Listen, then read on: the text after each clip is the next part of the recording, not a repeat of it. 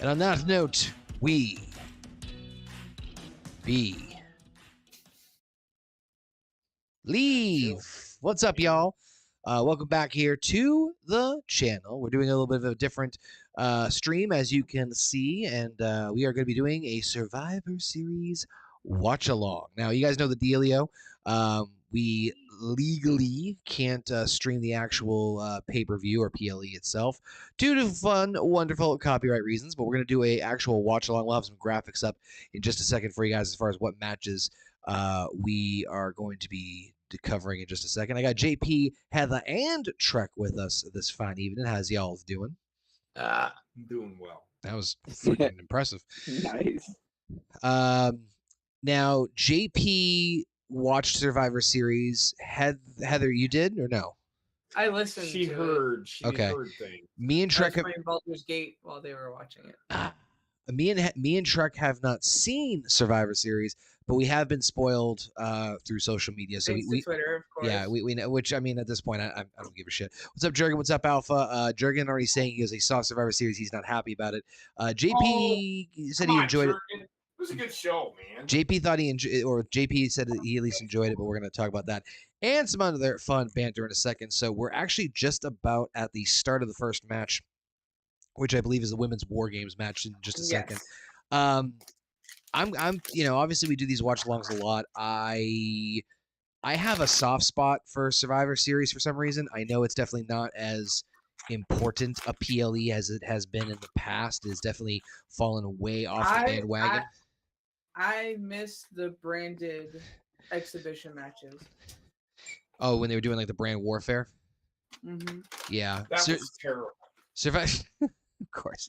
I missed the elimination matches. Survivor. It's a terrible idea. It don't fucking work, and they could never fucking do it right. Cool. So Survivor Series holds, I don't know, I have like a soft spot for it. Like I said, out of the big four pay-per-views that started off with WWE, with WrestleMania, Royal Rumble, SummerSlam, and Survivor Series, clearly out of those four, Survivor Series has definitely kind of fallen down the wayside. I kind of dig the interjection of War Games, but at this point, Survivor Series has kind of turned into one of the gimmick pay-per-views that we've all kind of somewhat dreaded, as far as, oh, well, you have to do this match now. You have to do this. And I actually like War Games, but... I don't know what's going on. What? I got an itch on my shoulder I can't get rid of. It's more towards the... Great. Center spot. Anyway, I'm just rambling incoherently as we get this party started. But yeah, no, I like me some War Games. This Survivor Series looks, be very honest with you, on paper, except for the men's War Game, I hate to say, pretty blah. It's 4 matches, which is kind of wild. 4 matches. I think the show fucking delivered exactly what they were going to do. Oh God, that's fucking, mark your calendars, folks. It was actually they finally did things fucking right in this fucking pay-per-view. Oh my God, folks. 'Tis a Thanksgiving, the fucking Black Friday, whatever fuck miracle. JP enjoying the PLE. I don't know what more you guys want. I know everybody complains we'll find out. about it. I'm not saying it was the greatest thing ever, but people complaining, well, I didn't like what they did. What the? They introduced. I need to record that clip. For the love of God, please, someone record that clip. You'll see what I mean. All right. I'm telling you right fucking now. Let's get this party started, JP. So again, JP is playing the pay-per-view for us. We can't show it to you guys for obvious reasons, but bam, graphics. We're gonna kick things off with that women's War Games match. So, JP, the floor is yours. Y'all want fucking storytelling, and then you get something you don't fucking like, and then you're like, I didn't like it.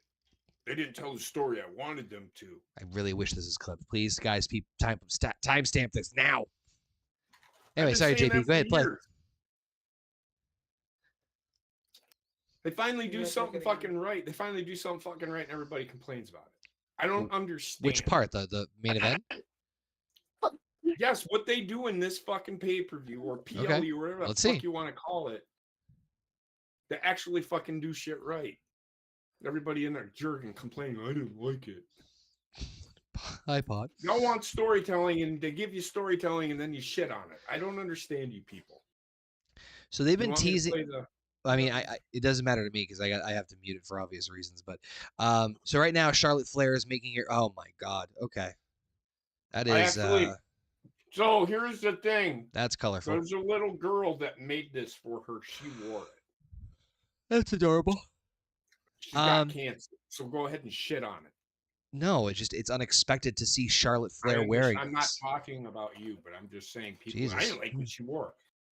JP's going for the jugular for fuck. Watch Some out, internet. Like, Jesus Christ. I've seen it all fucking night on Twitter. I don't like what she's wearing. Why so are little you, fucking 8-year-old girl? Why are you raising your blood? Cancer. Why are you raising your blood pressure over fucking people on Twitter? Kind of raising my voice at Jurgen because he complained about it. What more do you want? I'm not really pissed about it, but your tone says other. Your tone says your tone says otherwise. Who gives a shit what she wears? Agreed. The only thing is, like I said was when she came out, I was like, whoa, because I've never seen her in that before. To be honest with you, that little girl made that for her. To be honest with you, I thought it was part of the story that she was doing with or again, I by the way, I need to stress this and preface this again too. I don't watch the product as regularly and religiously as I used to. You don't have to watch. You don't. But I you know. Don't have to watch. I know Charlotte has been teaming with Alexa Bliss, and I know they've been trying to like get back on the same page because they lost the women's tag titles, and now they're kind of trying to still stay a unit. So what I was saying was my initial first thought seeing that was, oh, maybe that has to do with they have really they have Saudi Arabia right in the fucking dead center of this damn thing. They've had it for a while. No, I know it's been a logo on there before, but like I didn't think it was a fucking metal one. Oh, and here we go. First advertisement. That one's on the ring too. But I thought her outfit had maybe something to do with the fucking her and Alexa being besties angle or some shit like that.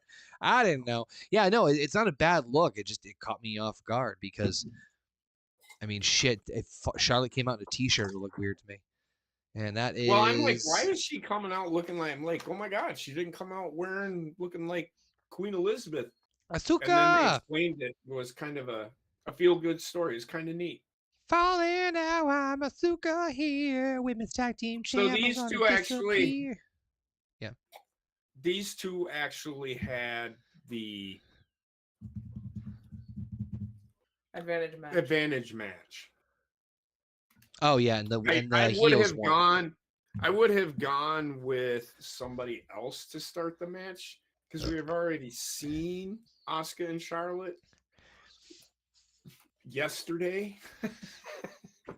So I don't hate where this match goes. Okay, so we are getting Asuka for the heels and Charlotte for the baby faces starting things off. So just looking at this real quick. So baby faces, we've got Charlotte, Alexa, Rhea, Io, all make sense. AJ Lee coming in. I mean, sure. I mean, I guess the fact that she fucked over Becky for the women's Intercontinental, I guess makes sense. For this amount of dates, get in there. Yeah, so I mean, sure, fine. And then the women's side, it's Becky, as I mentioned, Asuka, who's obviously in the ring right now, Kairi Sane, Nia Jax, and that's Lash Legend, right? Yeah. Yes. And she's with Nia. Congratulations to her and Trick Williams. Oh yeah, they are engaged. So, no joking aside, shout out to them. I've seen a little bit of Lash Legend. Not very impressed. Can care less. Yeah, I'm not really kind of. She's with Nia now, right? She is not ready to be in this spot. That's a tall drink of water there. That's a trial by fire debut if I ever heard. This isn't her debut. She's been in the main roster for a little bit. No, I know, but I mean in terms of like you talk about a big area for you to really have a lot of focus on, like in terms of like you're gonna get a lot of eyeballs. Well, I think Triple H has high. Well, that's why that's what I'm saying, and they've done this with the men too. They've done this with the men in the past too, where they like, oh, here's your first PLE. Oh, it's a War Games match. Holy fucking. So not against it, just like that's a bit of pressure. A bit of pressure right there. It is. I wouldn't have put it. She did. She's with Nia now, right? Yes. Yeah, she didn't fail by any means, but she just isn't quite ready to be. Yeah. at the level that they have. I don't know, like, all right, this is gonna sound, well, I mean, there's I'm listening. it depends. I'm thinking out loud here, so my thoughts are kind of a little bouncy. Nia having either a tech, well, I mean, it depends on what they do with Lash. That's really my big thing, is like, I don't know how they're going to implement her. Are they going to implement her as like a manager, as a valet, as a remember how Dana Brooke was with Charlotte for a while, like kind of like that, like, yeah, like it's mentor protege. Yeah, it's kind of weird. What? That's not what they're gonna do. Okay. This is all to get Lash Legend over.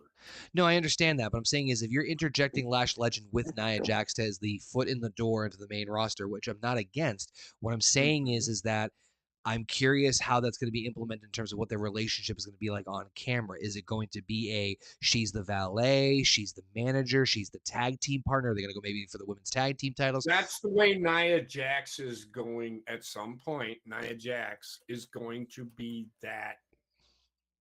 Her first real big feud her own is going to be Nia Jax. Yes, I agree with you. What I'm saying to you is, this is just me talking out loud. I'm curious how they're going to develop that relationship on camera with them. The only reason I say that is because, okay, go ahead. That's what I was getting to. Okay, well, I haven't gotten to my first point yet. So that's what Nia Jax is going to think of her.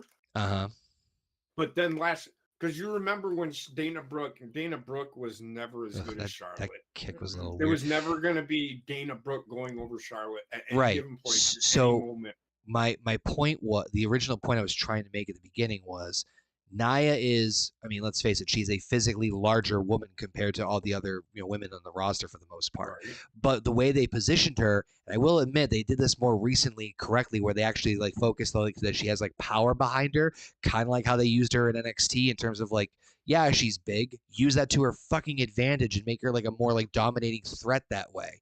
Like lean in. They did the same thing with Awesome Kong in TNA. Yeah. Where she was a bigger woman and they leaned into it with the idea of like, she's obviously, and I'm not trying to I'm legitimately trying not to pick on Nia Jax here, but my point is that she's a bigger woman, but she can still be a posable threat in in different ways with her power. So why does she need someone like Lash Legend? And so my thought process was, I don't think they would go the manager route with Lash, just because I think that Nia really doesn't need a manager character, or a manager foil, I should say. It would make more sense to me if they did something to the effect of like an Alexa Bliss Charlotte Flair, a Dana Brooke Charlotte relationship that they've done in the past. So that's kind of where I was going at overall, is that I hope it's not a manager thing. But the fact they're throwing her a fucking War Games match for her first PLE does speak wonders. Charlotte and Asuka are still kicking the shit out of each other right now, but they're definitely taking their time and milking this. So my thing is, and you are 100% right. That's what Nia Jax is going to be. Lash's first, she usually is, thinking Lash Legend is below her at some point. Yeah, if the goal is to turn, they're going to do the same thing they did with Tiffany Stratton and her. Yeah, if the goal is to turn Lash into a baby face, Nia's going to be the springboard to start that, to kick that off. Yeah. No, I don't disagree. Like I said, my ultimate thought that I was trying to get out was, with Lash coming on the roster, I hope it's not strictly a valet managerial role, because Nia's character is so more powerful, or at least the way they positioned her, at least somewhat more recently. My problem with Lash Legend is she is so green. No. So green. She's athletic. Got it. She came from the WNBA. She's like 6'3", 170 pounds. She's quick on her feet. Yep. But she is slow at spots.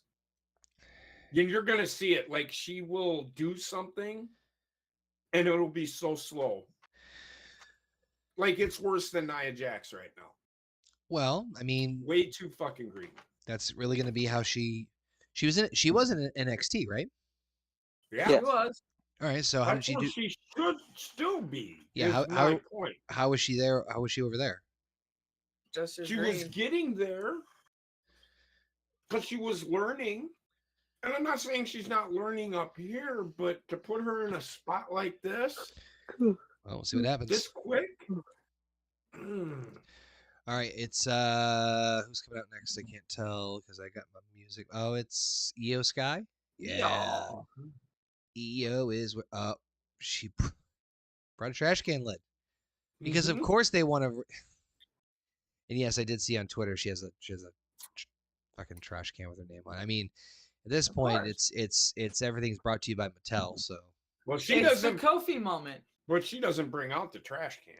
no, I know. By the way, I did love. I think Heather shared this in our Horny Goat chat too, and I saw this online the night before, which is kind of funny. They were setting up the stadium stuff because they're in the stadium in Los Angeles tonight for Survivor Series, and apparently there's either like a hotel or an apartment complex that is like within camera shot Viewing of distance, yeah. of the Titantron and stuff. And so they played a bunch of random Titantrons just to kind of fuck with them, which I thought was absolute. Whoever's whose ever idea that was deserves a pay raise. I'm That literally waiting for the AEW fans to shit their pants. Yeah, well, they teased. I think the two big ones was Edge and Stone Cold. I think someone also Yep. said they did a Dean Ambrose one, and I'm like, that's hilarious. That's really fucking funny. What's even funnier is this dude was live streaming it from his apartment. Oh my god, that's even better. That's how they found out about it. His dumbass was live streaming it. Like, they're That's not going to be checking. yeah. So Come on now. So whoever's idea that was, kudos. Love that a lot. Oh God. Whew. Women are beating the shit out of each other in the fucking War Games match. Brought to you by the Saudis. That sounds kind of like a Bruce Pritchard call. What? One botch. She went to jump from one rope to the other, slipped. She Yep. did recover though.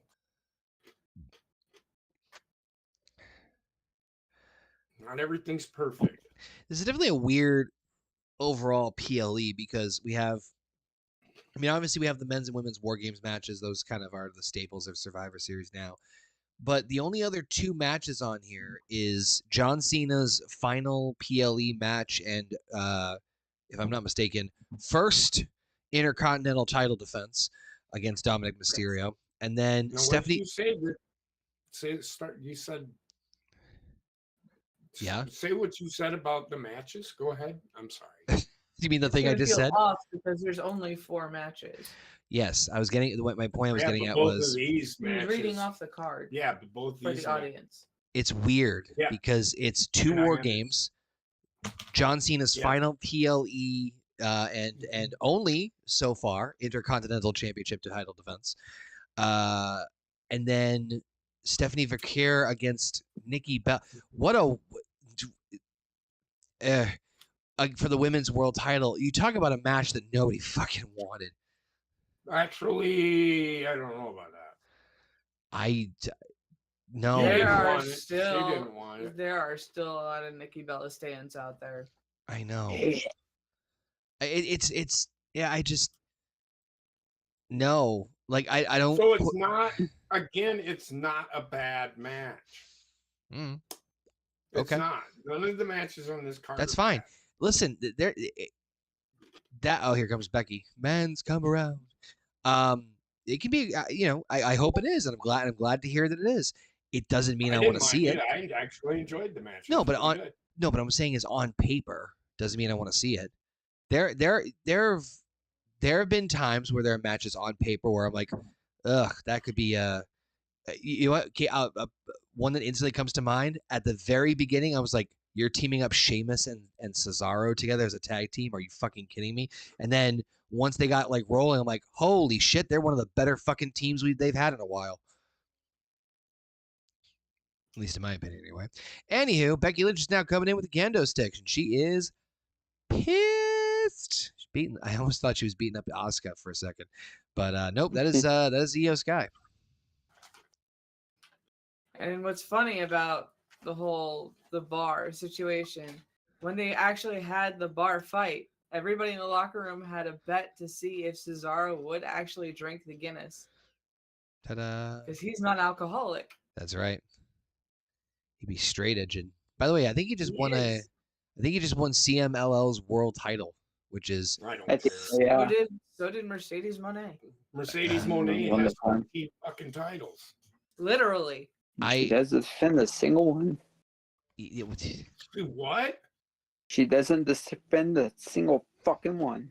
You know what? Okay, You know what's? You know what the? who do you blame for that? You know what the Blame real? company for I blame signing Tony her. No, I Khan. blame the fucking companies that put the fucking title on her, and I then know, I fucking blame Tony Khan. I don't blame Let me Mercedes Moné. let me No, I just blame Tony Khan. let me just say this. Oh, I blame everybody. So let me just put it to you this way. The thing that really pisses me off the most about, or I shouldn't say pisses off, that's over exaggerating.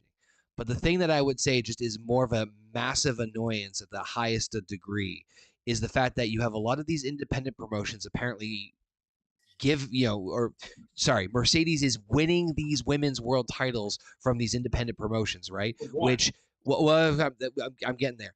But like, if you think of it this way, like, is it cool? Like for like a split second, yeah. But when you actually sit down and think about it, it's dumb as fuck. Because all these companies all they're doing is you're giving your championship to one solo person, right? So it's what? How many fucking belts does she have? Like 20 something at this point. 13. Fucking. So you mean to tell me? So that's diluting every single one of those women's championships because Yes. they're giving her the belt because I mean, let's face it, folks. The reason they're giving her the belt is because they're like, oh, maybe if we give our belt, that means she's gonna bring our championship onto AEW programming and get featured. And that is exactly what. And they're gonna get nothing in fucking. Yeah, but for it. I was about to say, Nobody's gonna Getting know. no publicity off of any of it. yeah, you're Plus, getting. a few of them you can only defend in Germany or France. I mean, Tony Khan has some money, but here's the thing: they aren't going to fucking take the titles off of her until she wins the AEW Women's World Title. But my also point is that, like, in terms of like not only just the championships not getting any promotion, which really is the ultimately bigger problem of this, but like, yeah, and then guess what? If she has fucking 13 of them, what's gonna make your stand out so fucking different compared to the other two? It's exactly the Yeah. argument. Exactly. Yeah, it's fucking dumb. It's cool for like if you do it like as a one-off, and then you Kurt Angle did it in TNA. He won all the championships in one night, but by the next like whatever weeks later, it was short-lived. It was like less than a month, and then he was right back to like he dropped the X Division, the tag team titles. Fine, quick little like checkbox, then you move on. That's fine. But like the deal. after that, it's stupid as fuck. Tony Khan is the kind of guy, and I like the Ultimo Dragon. Anyway, Tony here Khan comes is the Alexa kind Bliss. of guy. Yep. The kind of guy that thinks that the Ultimo Dragon was the world's greatest ever wrestler to ever walk the face of the fucking earth. He had every title put on him. Yeah, I'm a big fan of Ultimo Dragon. Remember during WCW, he had like 9 or 10 titles. Yeah, do you know why that worked? Yes. Well, they didn't showcase him. Well, no, they didn't. But do you know why his worked and hers isn't? Is because, well, okay. Sorry, let me take the arrogance out of that statement. Let me back it up. No, keep it because it's true. Fuck it. The reason Ultimo, or at least in my opinion anyway, the reason the Ultimo Dragon's multiple titles worked in WCW versus Mercedes Moné's is because the point of Ultimo Dragons and the ultimate point, no pun intended, of Ultimo Dragon in WCW was to help it establish a worldly presence and feel to it. That's why you had all the cruiserweights with the Japanese and the Mexican wrestlers. Then you have this guy from Mexico comes in and he goes, holy shit, he's won. And if you remember, all his titles were international. There was nothing local. It was all international. I think it was mostly Mexico, Japan, and other European championships. Ultimo Dragon was from Japan. He wasn't from Mexico. No, he's saying for that entire thing, though. Yeah, he had so many like cruiserweights. He had so many heavyweights. You know. So what? Yeah. So the idea is that that Ultimo Dragon and the cruiserweight division helped open the door for helping establish and present WCW in a worldly global feel to it versus the Southern wrestling territory. It was a few other things, but that was a big part of it. With Ultimo Dragon, it helped him stand out as part of that cruiserweight pack. We have a guy from Japan, and it's like, oh shit! And if memory serves me correctly, most of those championships that he held were international championships. There weren't anything local. So once again, added to the aura of the idea of this worldly presence, where it's like, yo, this guy's a big deal. He's won championships in other promotions internationally, and again, just kind of helps it helps inflate the worldly concept or the view of WCW. Very smart move, marketing wise. But again, short-lived. If you know how to use it right. Versus Mercedes Moné's, which is basically, well, it's 4 it's years actually now, it feels like? it's almost the reverse of it. It's the reverse of it, where like it should be like, oh, the independent promotions think they'll get a rub out of this one, but ultimately it's probably more AEW getting the rub from the local promote. You know what I mean? It's almost ass backwards. Alexa Bliss was in now, and now incoming in is Kairi Sane the last one? No. No, there's 2 more. Oh shit! No, we fucking still got Nia and Lash Legend. Jesus Christ. The baby faces have the advantage in this. Oh yeah, which is weird. We can't have the heels be old. Sorry for that. Sorry for that random rant. No, you're fine. No, I know what you mean. You're good. Wrestling is occasionally my tism prism. And here comes Kairi just completely disregarding the fucking. I said that. I would have not had her wear them out there. I mean, I get why she did, but you always want to have the belts out, but like, come on, come on. At this point, she doesn't have room enough to fucking carry them all. No, I meant just the way it was dropped. That's kind of my more little, and this is me nitpicking. I would have had her like respectfully put the belt down, or like put it out of the way, or at least like toss it to somebody rather than just like let it fall off you. Listen, I know that the women's tag team titles aren't really worth all the best necessarily right now, but come on, you got to put that perception out there. At least make them seem more important. Fake it till you make it. That was a big thing. I don't like this spot, but at least WWE does it right. What do you mean? The jump off of Charlotte's back? Yeah. Yeah. She needed to do it faster. That was the problem. Is if she did it a little faster, it would have. Agreed. Yeah, that's really what it was. It was just timing, and sometimes I've seen that happen before, where like there's spots where you know what they're trying to do, but their kind of hesitation, fear, instinct kicks in, and they instantly slow it down, and it's like, well, better safe than sorry. And depending on the move, I'm like, yeah, I could.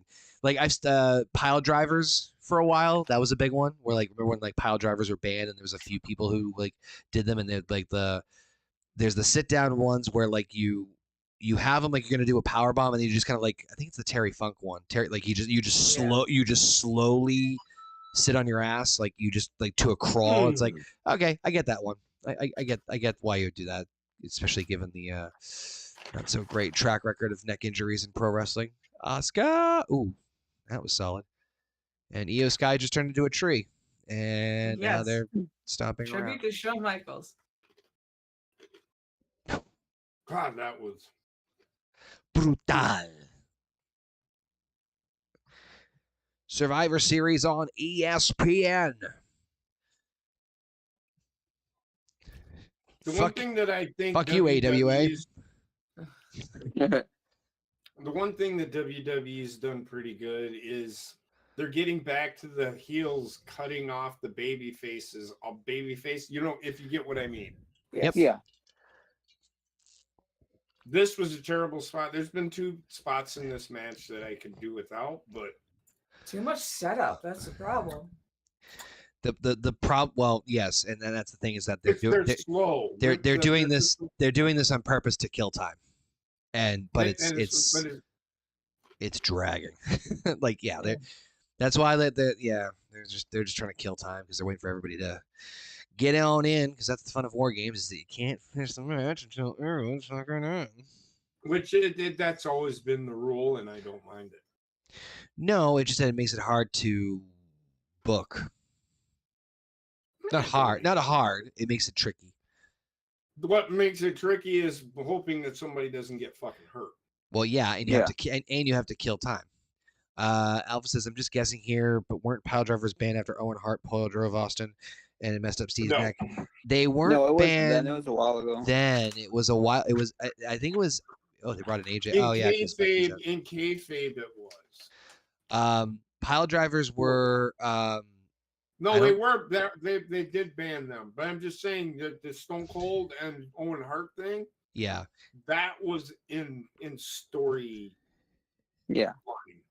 That wasn't. They didn't get rid of the pile driver until Hold on. they let the that doesn't Undertaker do it all the that time. I was about to say that Yeah. doesn't sound correct. Hold on. Yeah, I was about to say though, but I was gonna say, but I know that Taker brought back the Tombstone pile driver for his character. But hold on, let me see here. But no, There's probably like they did 2 ban or it for a 3 while. years where, but again, the pile driver is one of those that you don't just use to use.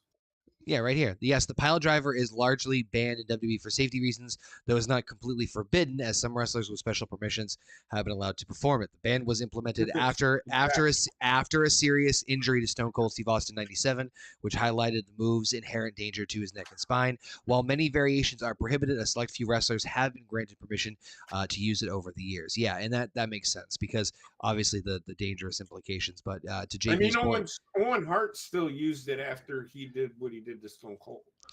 it was just a freak. That was a accident. freak accident. yeah. AJ Lee Which is is knowing. perfectly logical for that to happen in a wrestling situation. Only certain trusted people were allowed to do it. Yes. Yeah, I mean, Everybody else was not allowed to do it. the big one is obviously Taker, because he did the Tombstone Kane. pile driver. Kane Kane did it. So it was a very like core group of inner circle people who were trusted to do that move for a while, and then they kind of slowly let the leash out a little bit here and there. I mean, it's still not a move that you see very done like very regularly, and rightfully so for obvious reasons. But yeah, pile driver was like sort of pseudo banned, not permanently prohibited, but like yeah, it was definitely curtailed. Not as many people use it as much. But no, what I was saying was about those like the pile drivers going. Like I've seen people do it slow too, where they just grab them by like the pants and they just slowly lean back, which is probably one of the more safer ways. The problem with Owen's situation is that Austin slid. His head was so when you do a pile driver, your head, the top of your head is cushioned between the thighs, so the thighs still take the brunt of the impact. But if you slip a little too low below, then then your head would hit the mat, which is exactly what happened with good old Steve. So it wasn't a matter. Yes. He was in the proper position, but he said it himself. His body slid down, so his neck. You can see it when Owen jumps. Yeah. You see the top of his dome right before he hits, and it's just like bam. It's like well, and he's like, and then when your body has nowhere else to fucking go, it goes down. Yeah. Heels are still winning. Well, AJ Lee had the advantage, but then was attacked by Becky. That means that So Nia or actually, Lash the baby faces have the advantage. They're about to lose it. Now they're getting. so it's either Nia or Lash next. So it's just they did a pretty good job of back and forth in this match. It wasn't. JP, she's not like most girls. Oh jeez. She's just not. This is where the Okay. one-sidedness gets. a little Come. bit. That's not Wow. that is she looks like she needs to be in a fucking claymation Christmas movie. Those are some loud colors. I'm not saying she looks bad. It's just that outfit is just. It's blinding. It's just not her. I could take the white. It's the pink. No, see, for me, it's the green. Like the pink and the green almost look like watermelon. Mm. You calling her a fucking watermelon? I'm not touching that one. I knew it the second I said it, and I knew I could hear Heather's voice. And I could bring of honor. Shut up. Are you calling her fat? I'll let JP figure that one out on his own. He's calling her a juicy fruit. Calling her a juicy Lucy. I do love me some watermelon. No, I'm not a stranger to peaches either. He's calling it juicy fruit. She's a fat ass. Badass. Oh man,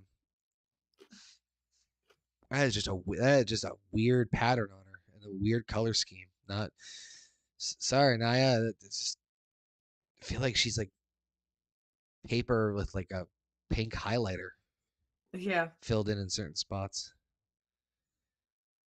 These nuts. Got him.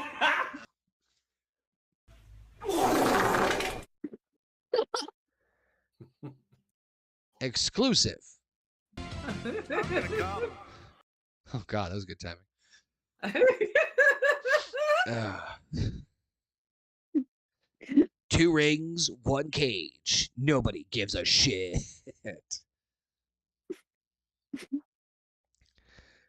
So let's see. We still got. Is Rhea the last one? Yes. Yeah. Okay, Rhea and then Lash. Jesus, they gave Lash the last spot. Good Lord, you talk about a fucking monster push for her. I would have thought. I would have No, thought. Rhea. How many are in there now? 4? 4. Yeah, Nia, each. Nia just came in, so 3. Rhea's gonna be next, and then it's Lash Legend. Yep. Yeesh, that's a man. They are definitely pushing her to the moon then, because if they were gonna kind of like sneak her in, she would have been like middle or Second or third, yeah. second to So- last. Yeah. So yes, they are really pushing her, but I think it was kind of hard to place Becky last. I would have had Becky come out last and be that coward heel. Yeah, it's an interesting. The way interesting she was doing mix. during the weekly shows, she was doing the whole Brutality. I'm the leader of this group and I'm gonna be the rah-rah. We're gonna beat these guys, and this is how we're gonna do it. And then she cowers out of the fucking it is what it is. So- it failed. Rhea coming out here. First off, I love the Pennywise clown mask. No, I'm kidding. I know it's I know it's art. Fucking. It's not Pennywise. I know. I was making a joke. Is it her orbital sockets cracked? Her nose. No, Oh, it's her Her nose. nose. Okay, I couldn't remember. I thought I heard some. I could. Yeah, remember. she broke it over in Japan while practicing sumo. Fucking awesome. Love the outfit. Love the mask. Also love the fact that the last person in the man, her outfit's fucking awesome. Her. I love that the last person in the war games always brings a shit ton of weapons. I know she's not the Yes. I know she's not the last, but she's the last of the baby faces. Still enjoy that happens. And also branded trash can. Wait, does the trash Along can? with store brand. Man, Becky's about to shit her pants. For the second time in this match. Because little 99-pound AJ Lee made her almost Oh my shit her God. pants. I went off of that rant for so long. Oh, it's a kendo stick with a different. It's a custom one that she painted black. Dark. looks like a pool cue. Or a giant magic wand. Yeah, Mhm. that too. Look, we can make this match disappear. JP, skip it. No. No, it's all right. This is all right. Smack. Shining Wizard. Ugh.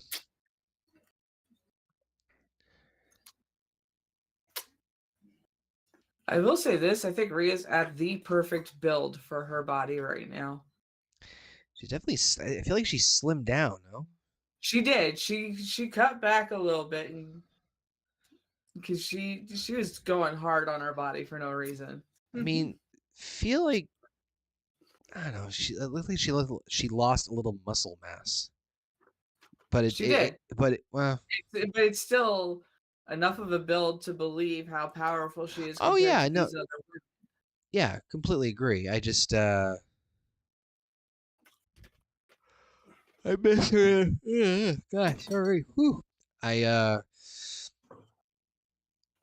miss the bigger, muscular build a little bit more, but I'm not. Beggars can't be choosers. Oh, shake out the trash. Yo, you bitch. Fuck her up. What the fuck? Just hit her already. How many times? Just to build up speed. That's all she's doing. To give that perception of building up speed. Just watch the body flop back over, and then Harry just falls down in the background. that was great. Oh god, that was fucking beautiful. Get her. I like Alexa Bliss in this match. She actually does the whole evil look. Not so much the Bray Wyatt. Like this right here is pretty good. She knows it's come. I do like the look she has on her face. Like that. What do you call it? The Predator. the creepy, crawly, fucking weird girl in Like the A bit movie. from the bitch the ring. Oh, the creepy, crawly, like the girl in the ring. I Kinda fucking I look. just said that. I literally said like the I've girl in the never ring. seen the ring. I've never seen I the just ring. said I don't- like the girl from in the ring. You're like, no, like the girl in the I'm- ring. I'm like, I'm fuck off. thinking wrestling. I'm sorry. I had to think it out myself. I apologize. I didn't mean to correct her. I apologize. I don't like the way she's just. Her friends are getting her ass kicked. I just don't. Why the hell did that kid have that fucking gigantic Cena figure? She does have a good look. I will give WWE that. They make her look like $1 million. Yeah, well, But she is green as fuck, man.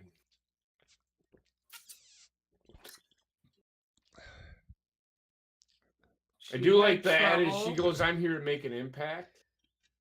Yeah, but she had trouble grabbing the door away from the referee. that is a fucking intimidating place to be. Let me tell you, you are surrounded by a shit ton of talent. Yes. And arguably essentially the It's core some of of the the best talent that has They have to been offer? seen in a very long you know time. minus the champions, the core of the women's division. Yes. I That can is agree with fucking that. intimidating. But she's just a little green. Give her some time, and I think she'll be good. I mean, like she can do these kinds of things. I want her to be this person, but if she's athletic enough, she could do the. This is again. She just threw her right into a trash can, which was not a good spot. I mean, she's got to know where she's gonna. She's got to be a little safer. Not bad. Yeah. Not bad on the choke slam. No, she needs to be a little safer, though. I will say that. She doesn't know what to do. But- She's lost. I think that they're just feeding her, but they're not giving her any directions. She's kind of doing this on her own. You know what I mean? Like you can tell that like her goal is to. I like how she's not backing down from Rhea, though.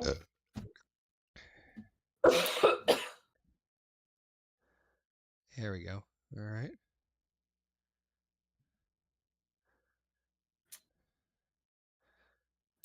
Not bad on the She's selling. like waiting for her to do something to her. I don't know if that's on Rhea or her. Rhea does pretty good at chain here. Not bad. Rhea's doing most of the work, which is protecting her. She's getting her her big spots in. Like this is pretty good. Well, she's good at selling. So that's pretty good. It's the other kind of things that I'm worried about with her. Like as we saw when she has to stall for the next opponent to get She's there. trying to Well, go that's- too Yeah. fast, like Bianca Belair. Well, hold does. on. What I was noticing in the first group of women was that they were just being fed to her, and that she was kind of given the reins to kind of like you do it, like you take out so and so. Like, how do you want me to do that? And they're like, you could, whatever works. Because I could just tell that like Kyrie, Alexa, and Charlotte like did what they needed to do to get over. Like she had a good choke slam, but I had a gut feeling that like just like direction wasn't. She wasn't given enough specific direction in that moment. The Rhea thing that was a lot more seamless. But you're right; it could also be because how professional Rhea is at what she does. But I do think that was a little more of her comfort zone. because like she was able to hit she was able to hit like sequences a little bit better and moves So better. this is the real test. And she's right she's here. pretty good at selling too, honestly. So she is very good at selling. So this is pretty good. Mm-hmm. She's strong enough, and I can believe that she caught Charlotte because she's that strong. And Charlotte did sell the oh shit, which I love. So this is really good. She's good at these things. Now if she can get the other shit down, Like that, she's she gonna shouldn't be have. okay. She shouldn't have She broken shouldn't up have the pin released the there. pin Yeah, there. No, she should. Well, the ref stopped counting. yeah, but the ref Yeah, stopped. but you had That's the That ref's was fault. on- pinned, though. I understand that. The That was ref, on Jess. that's in on that ref moment. Jess. That is not Yep. on her. So she did the right thing by getting up and saying Not stalling the she action. should have got in ref Jess's face and said, "What the fuck." Yeah, but crazy She didn't sequence do coming that. up. Yeah. That's where I would have been like, really? I'm here. And I get it. It's little things that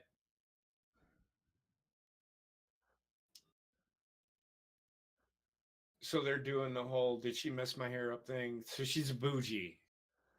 That's what they call her, the bougie bully. Yeah.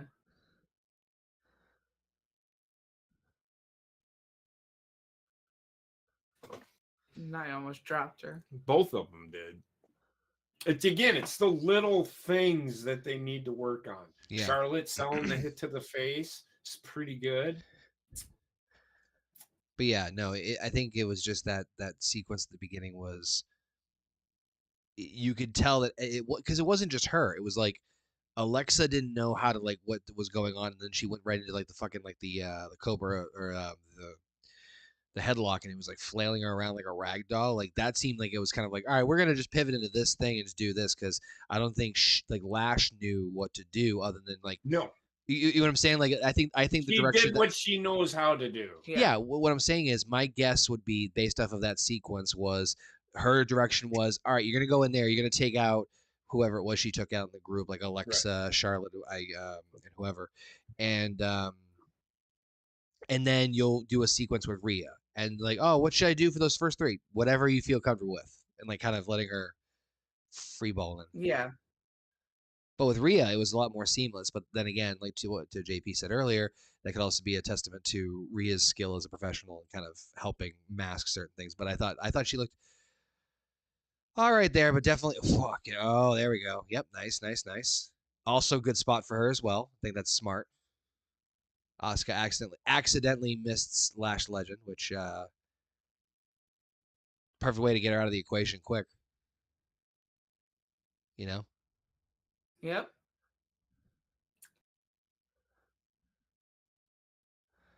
And now all chaos ensues. I can tell you right now, Charlotte is so happy to be in the ring with Becky because she knows she can hit Becky harder than she can hit other women. They still hate each other or no? No, the storyline they hate each other. Yeah, they yeah, don't. yeah. They've No. never hated each other outside of that. Oh, I thought there was some sort of legit heat between the two. No, not that I heard of anyway. Way back when.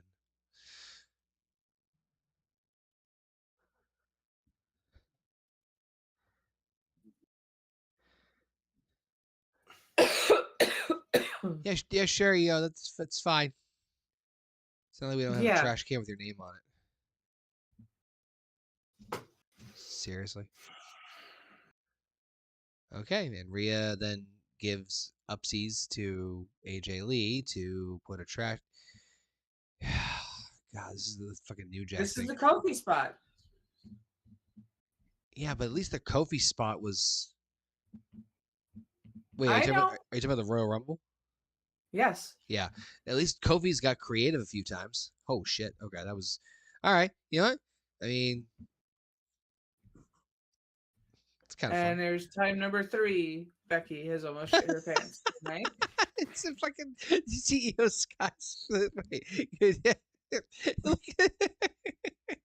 She looks like a sex doll. Yeah, basically. Oh shit. Oh, she finally closed her mouth. No wait, Becky. If she leaves, the team's disqualified. Right? I don't remember. If I remember, the only way to win is to make a pinfall or submission on one of the members once everybody's in the ring. If anyone leaves at the cage at any point in time, their team instantly forfeits. It's disqualification. Oh, she's gonna tap. Yep. All right. And with that, AJ Lee makes Becky Lee. Gets her rocks off because she checked off Becky's smacking her ass off her bucket list. Let's light it up. Not bad. Not the best, not the worst. Yeah, you're right. Lash Legend JP looking green as some goose poops. Green as goose poops they are. But all right, not bad. The women's War Games. I can't skip the commercials. That's the only problem. That's fine. It's all right. It's all good. Yeah, that was funny with Kyrie just fucking dead with her mouth open like that. I mean, that's a little that's a tad bit suggestive. All right. Almost at match number 2. Yep. I think we're right about there. More ads. More fucking ads. Yeah.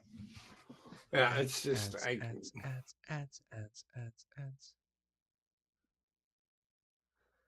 There we go. Yeah, I just can't skip the commercials.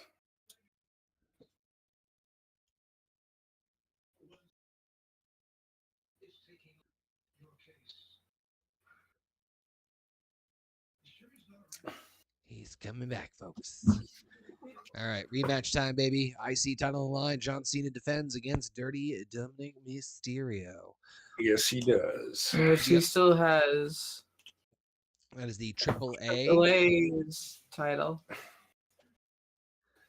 I think he's losing that to Penta, though. Well, do we know anything about Penta's injury yet? I don't know, but I think at some point, that's who he is losing the title to. I think he just had a shoulder stinger, so they did a precautionary call on the match. I guess I don't know. I didn't see what happened. I think I caught the end of what happened on Monday because I was talking to her dad, Heather's dad, when that match was going on. Or I was going to the bathroom, one of the two. And then I came back and the match ended. The end. I can skip you've seen the entrances, right? You've seen John Cena's. It's a pretty big pop. But it's the last one. Well, I was going to say, I can't fucking hear it. It's the last one for Survivor Series. Yeah, you can see what you want. I'll be honest. Out of all the matches for Survivor Series, this is the one I'm probably the most interested in.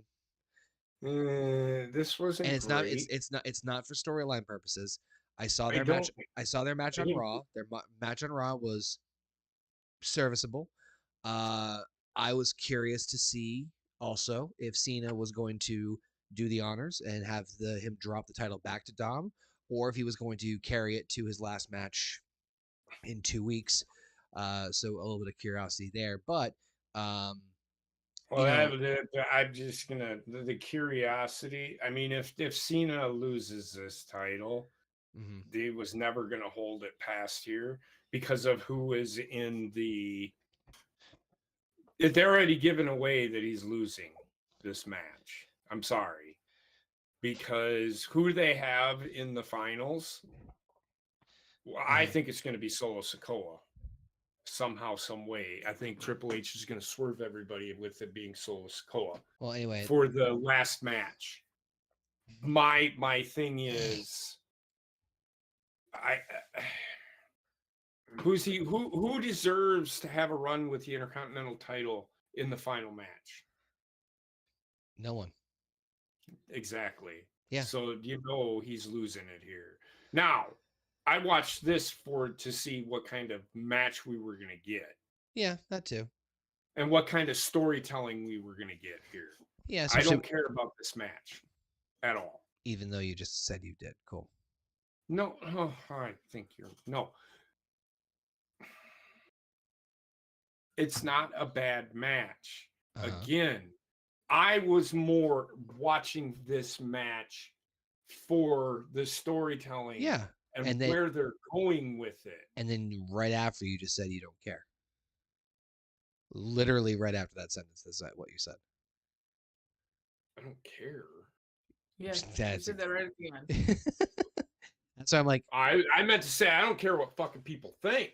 there you go. That's okay. That's better. That's because I was like, I'm that's sorry. okay. That's better. I like Dom. I know not everybody does. I know he's annoying to a lot. I like Dom a lot. So even just the match he had on Raw with Cena was pretty fun for me. I enjoyed it. Pretty good. Yeah, like nothing over the top, but it was still fun and enjoyable. And this is kind of, again, Cena giving a little bit of a rub. So You know, personally, this match did pretty good job at storytelling for me. cool, which is perfect. That's what Dom's good at. I had Dom's part of it, but it wasn't him that I was impressed with. With John. No. Oh, Raquel got it. Well, she's part of it. Yeah. Yeah, Judgment Day. Yeah. I mean, Dom's involved, but he's not who sold me on this fucking story. No. Okay. I'm confused by it, but I'm waiting to see where it goes. Ka-ching! Another nation heard from. More snow's coming. Another nation. Yes. We are. Another nation heard from. Another nation. That's Euthanation I don't by understand. Puddle of Mud. Deep cut. Essentially, it's the peanut gallery.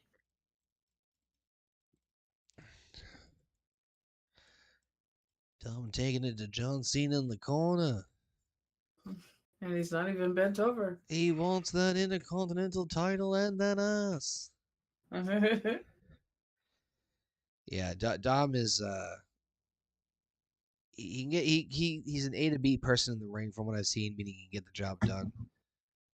Obviously his character work is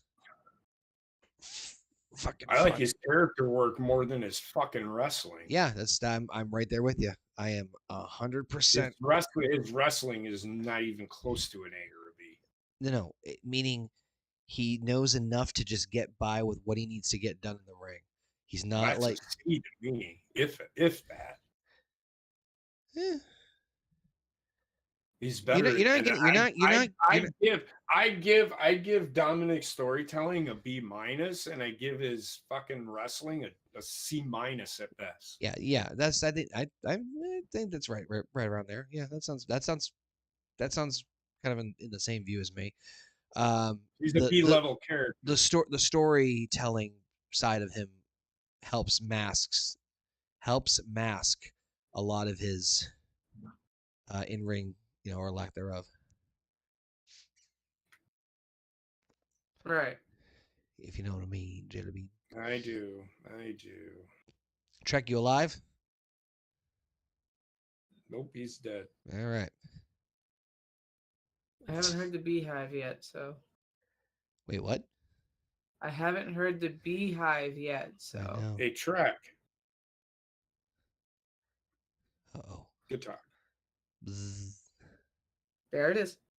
That was me. Well. What's up, buddy? Hi, Mel. I thought you were saying that's. I thought you were saying the Trek again. What the hell? All right, I got a fun question. Nope. No. Yeah.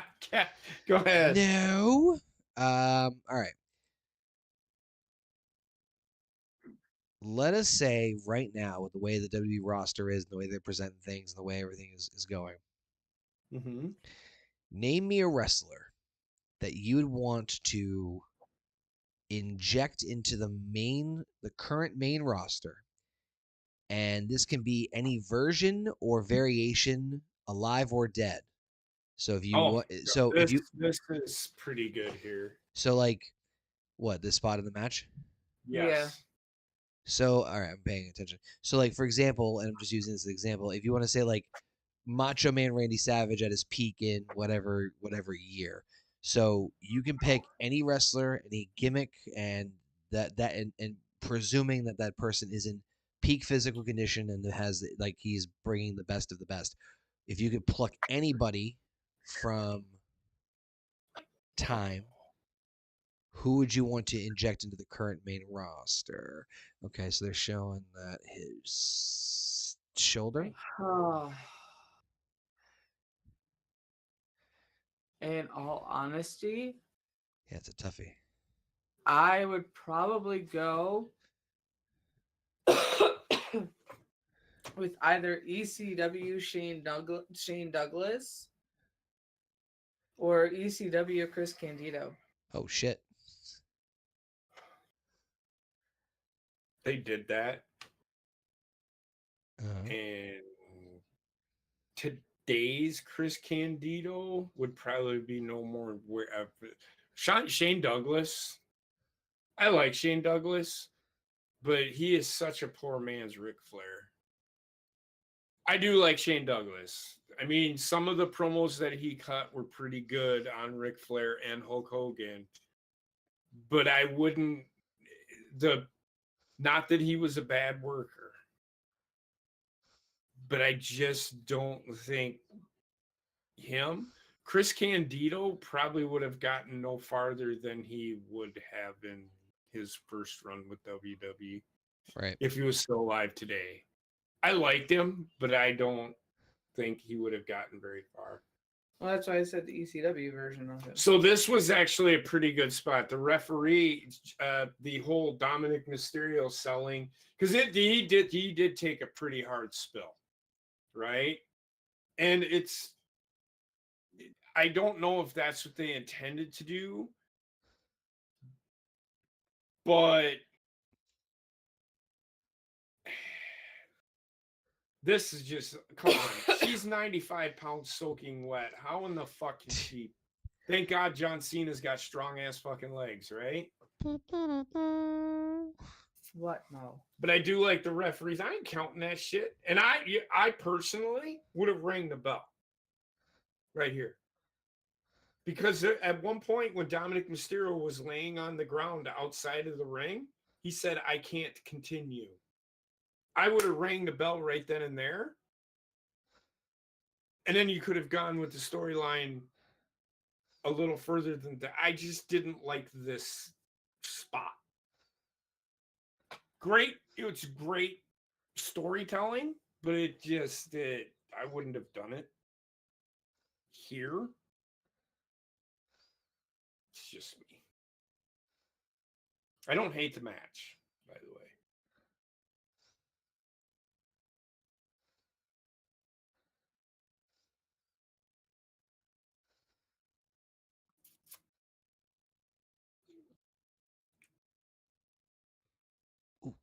So gross.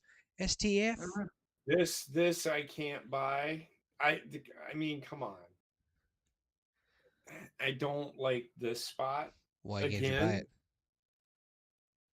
John Cena's laying on top of him.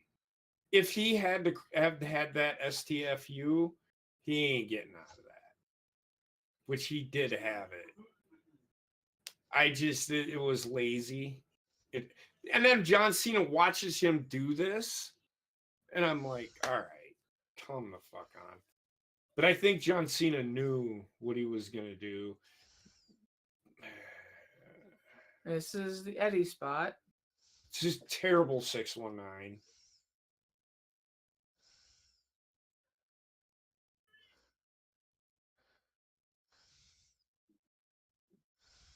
You're not going to end a match on that. I get that. Can't end the match yet.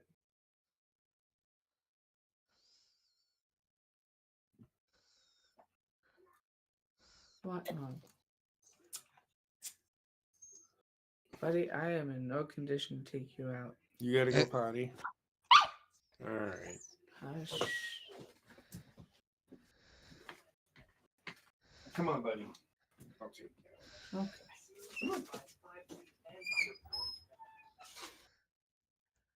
Oh, no. Did everybody die? No, I'm here. What? I said, did everybody die? Oh no. Still living. Oh, near fall from Cena Juan. Or Juan Cena. Mhm. Now Cena's getting his breath back. Okay. I mean, yeah, it's not bad. This is about the time that Cena would be doing this in his Yeah. matches anyway. Yeah, not too shabby. That bald spot is starting to shine. Oh, you meant his. Yes, Is it the back or the front? it's the back. You can see it. Even with his hair looking like that. Like, when did he stop wetting down his hair for his matches?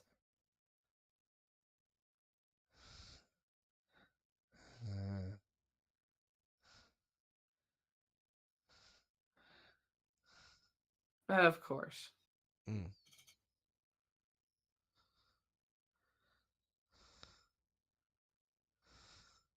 Gotta take out the referee with a 280-pound man flying at him.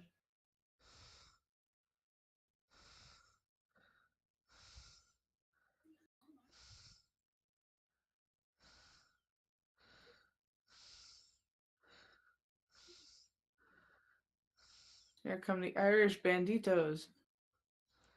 Yeah. I mean, yeah.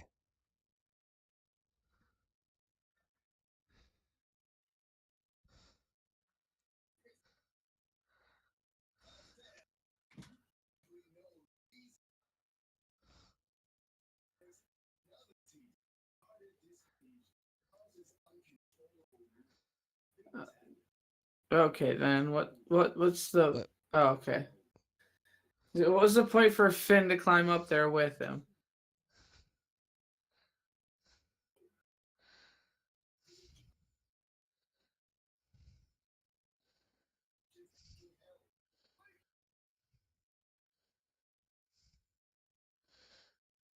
I loved the subtle too sweet motion there too.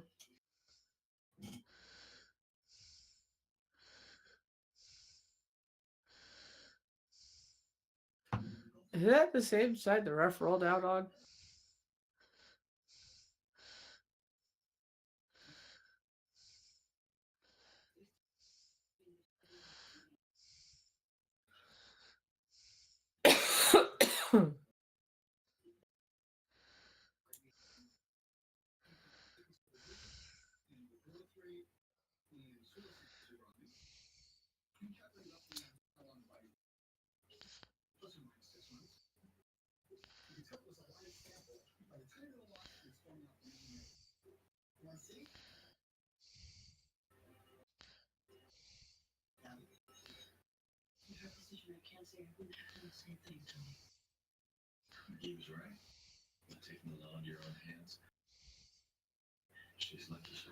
Huh?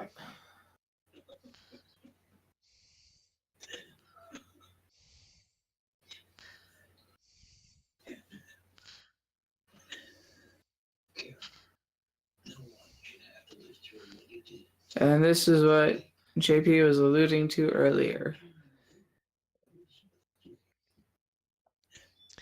Oh, yeah. The return of none other than the prostitute, whatever the fuck she is. Fucking Liv Morgan.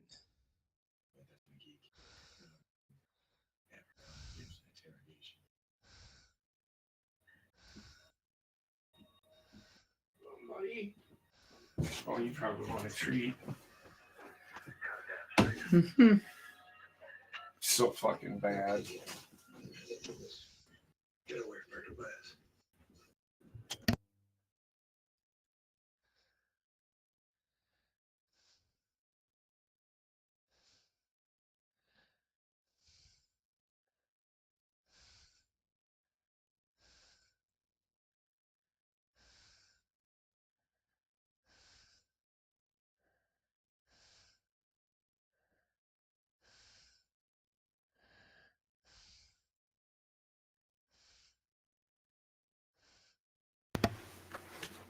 This is just terrible.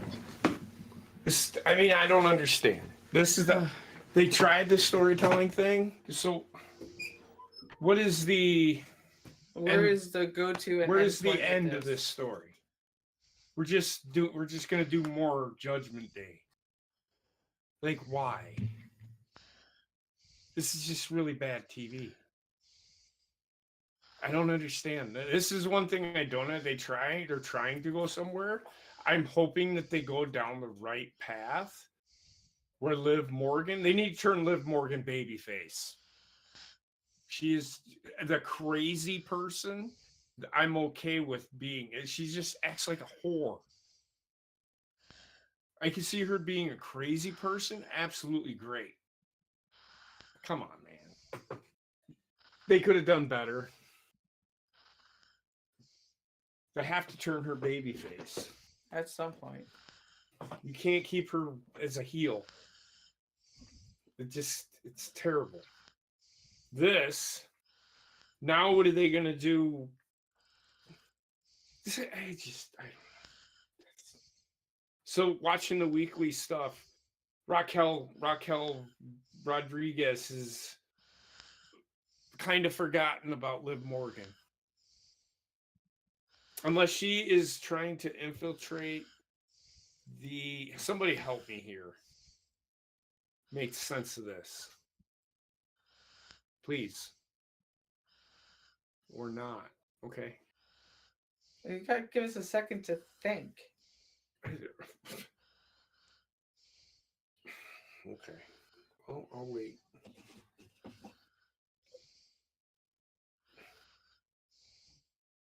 Going off of your description, it could be that Liv feels Roxy and Raquel are getting a little too pushy. Mm-hmm. That's where they're going, but there's a plot hole. Again, Raquel Rodriguez has been saying, I don't think we should be doing this because Liv doesn't think it's a good idea. I get where you're going, and that's where they're probably going with this, but it makes no fucking... Yes, Raquel Rodriguez got kicked out. I would have had her come running out as soon as they got kicked out. And give Raquel Rodriguez that look of, oh shit, but they aren't even... This is what I'm getting at. Mm-hmm. Are these two going off on their fucking own now? What about Roxanne Perez? Because they've been building that storyline. Are they gonna? This is why I think it's so bad. They're doing this the wrong way. They need to do it when Liv's, they had me.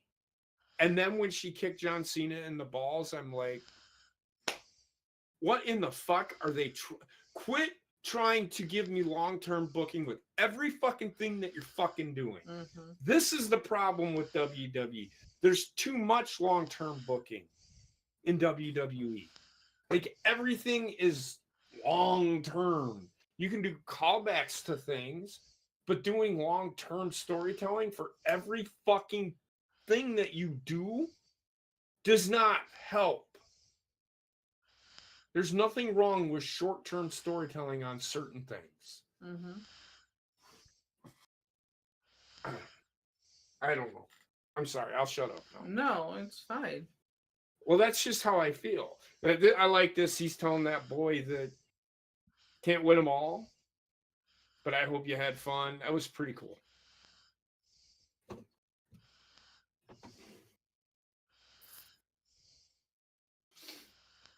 Connor, are you there? I can't hear you. Can't hear you.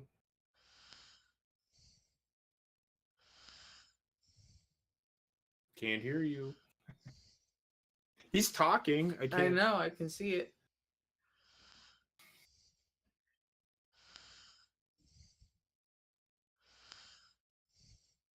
Can you guys hear him on stream?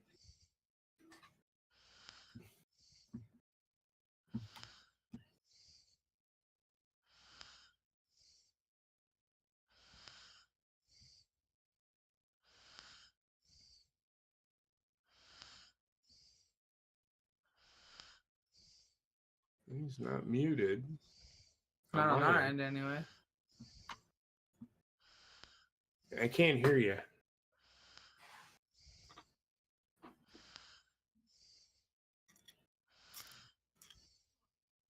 Okay, yeah, it's not us then. We'll wait. I'm sure you're trying to respond. It's just like I didn't see your green thing light up, so I'm just like, I'll just wait. What is going on? I cannot hear Connor. Connor is on mute. Or his microphone died. One of the two. It's okay.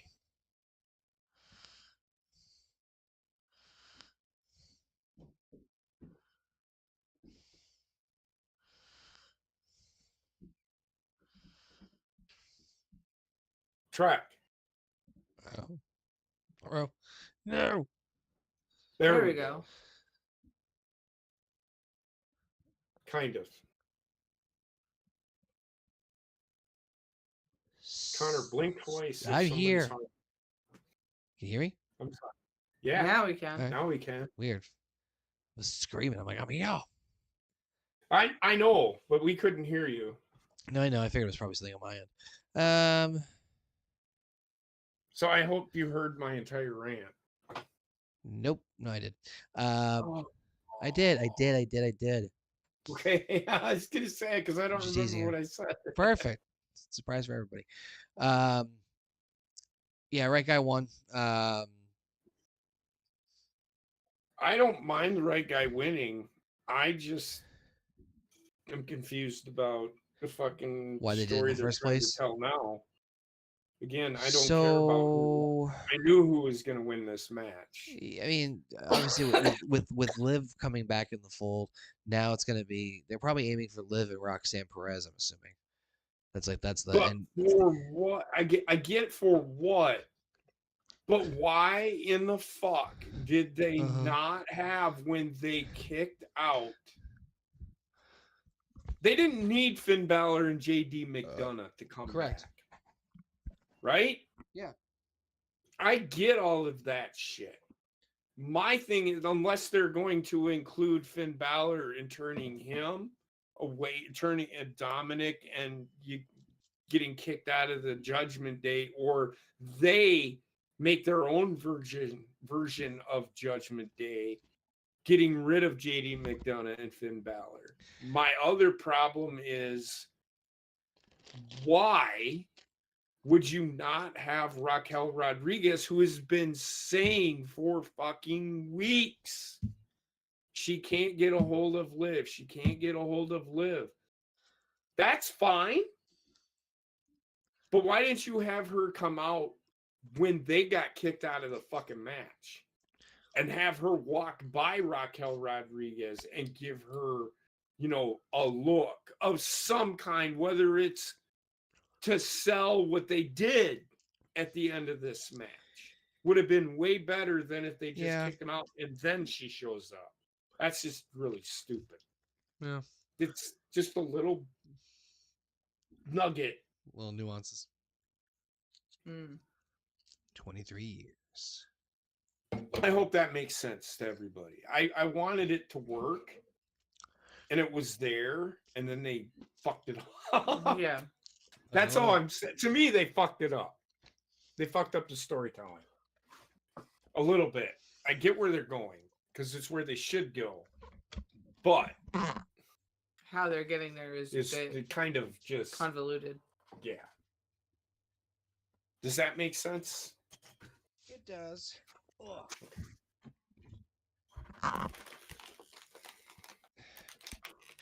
They may just be painting broad strokes for now, just to kind of see how they want to mold it and shape it going forward. All right. With the IC title out of the way nows, let us remove. We move on to the women's world title match. Yeah. Who fucking Ray?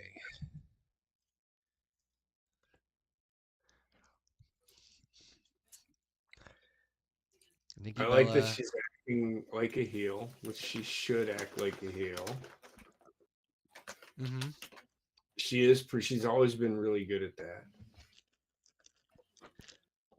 I wish you died in the womb.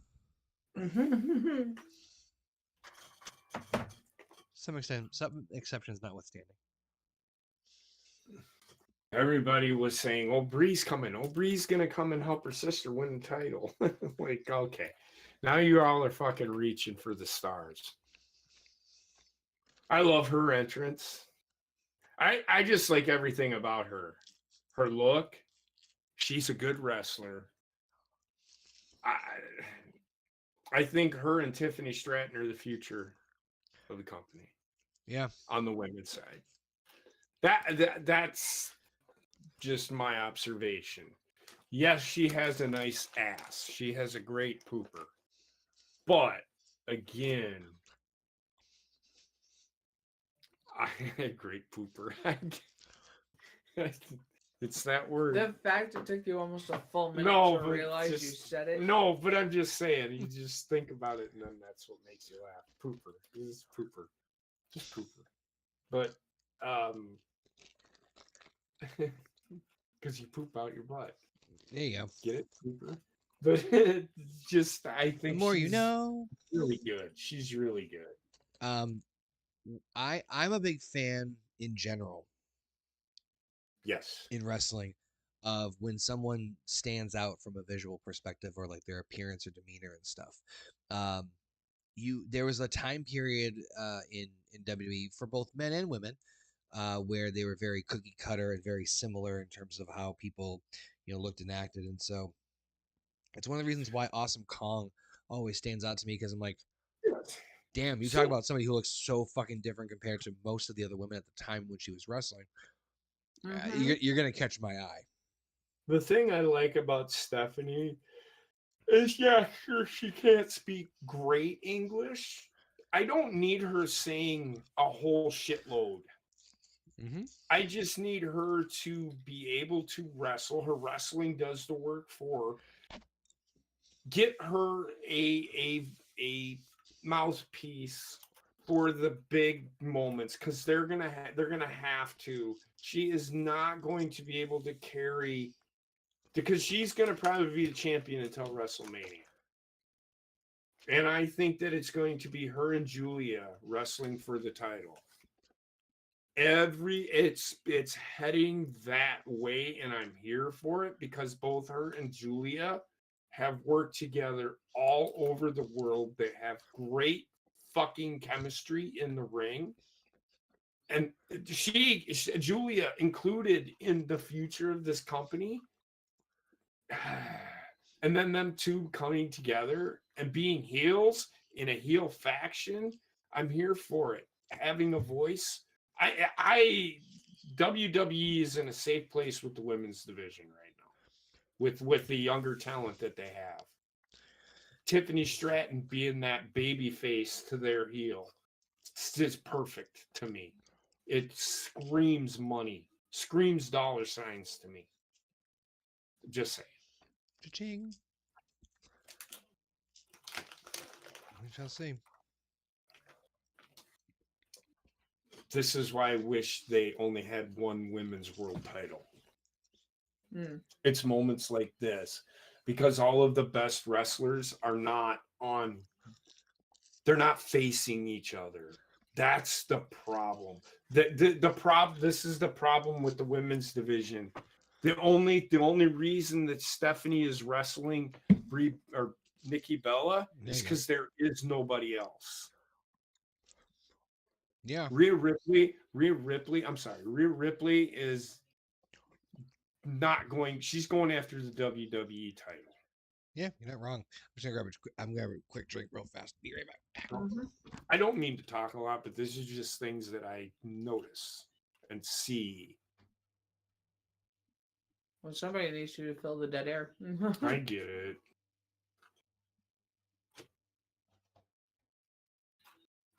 I will say this, Nikki does sell really well throughout this match. She is not bad in this match. She does exactly what she should do. She takes a fucking beating in this match. She gets her stuff in, but it isn't.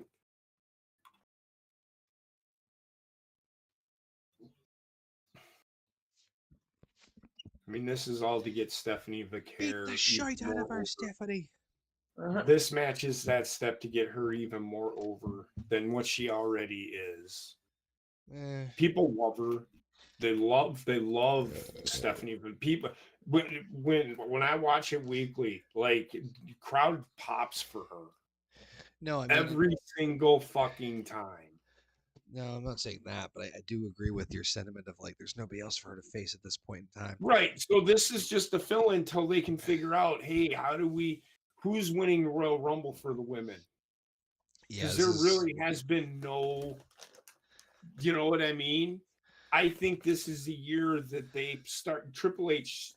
If Triple H, all I'm asking for is start getting your younger stars over. They can win the Royal Rumble and lose a world title match at WrestleMania. They just weren't ready. I know who's winning the men's Royal Rumble, and I don't think it's Sami Zayn. Really? No. Who? Braun Breaker.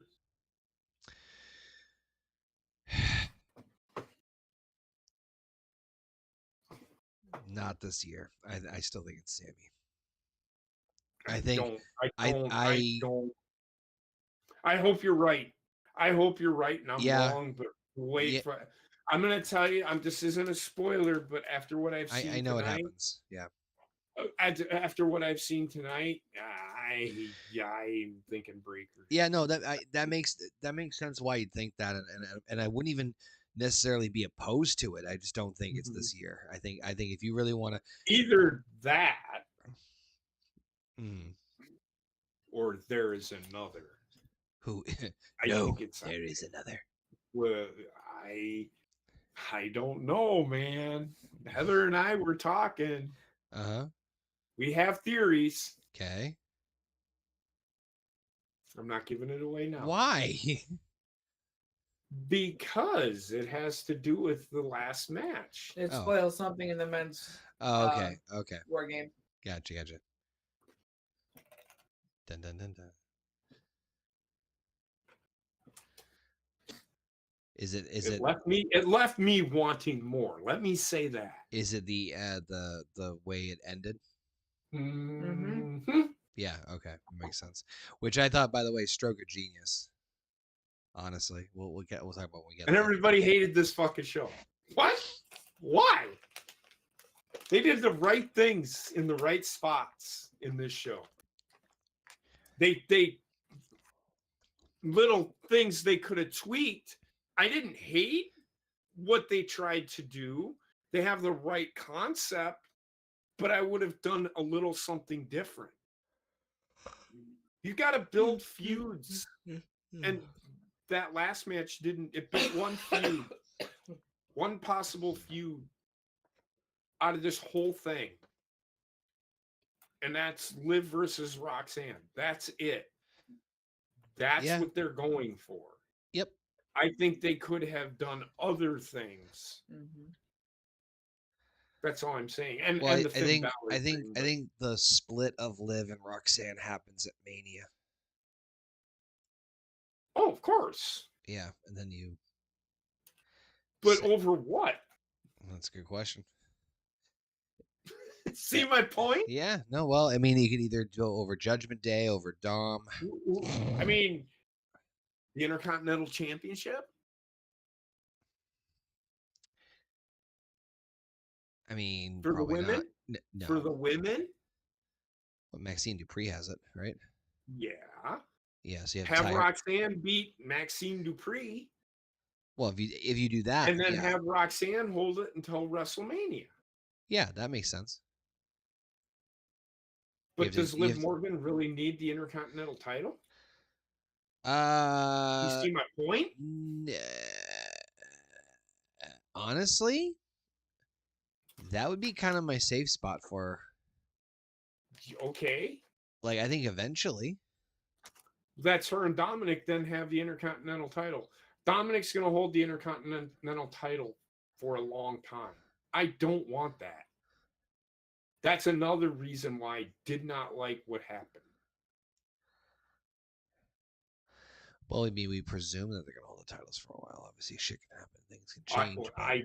That's where I honestly think that's where Triple H is going. So I really do. I think Penta's the one to take The the IC. power couple is going to hold both the high mid card titles on fucking Raw.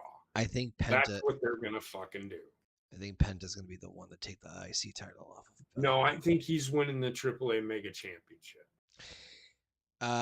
You know what? If he doesn't go for the IC title, yeah, I could. Yep. Yes. No, I think that's where Penta is going. I can tell you right now, they're probably going to start doing a weekly show on YouTube with AAA. Watch. Well, then they already Penta announced a deal with to be the champion. That's where Dominic will end up at some point. They already announced a deal with Fox. WWE's everywhere, man. No, AAA. This is AAA. This is AAA specific, and it's Mexico specific.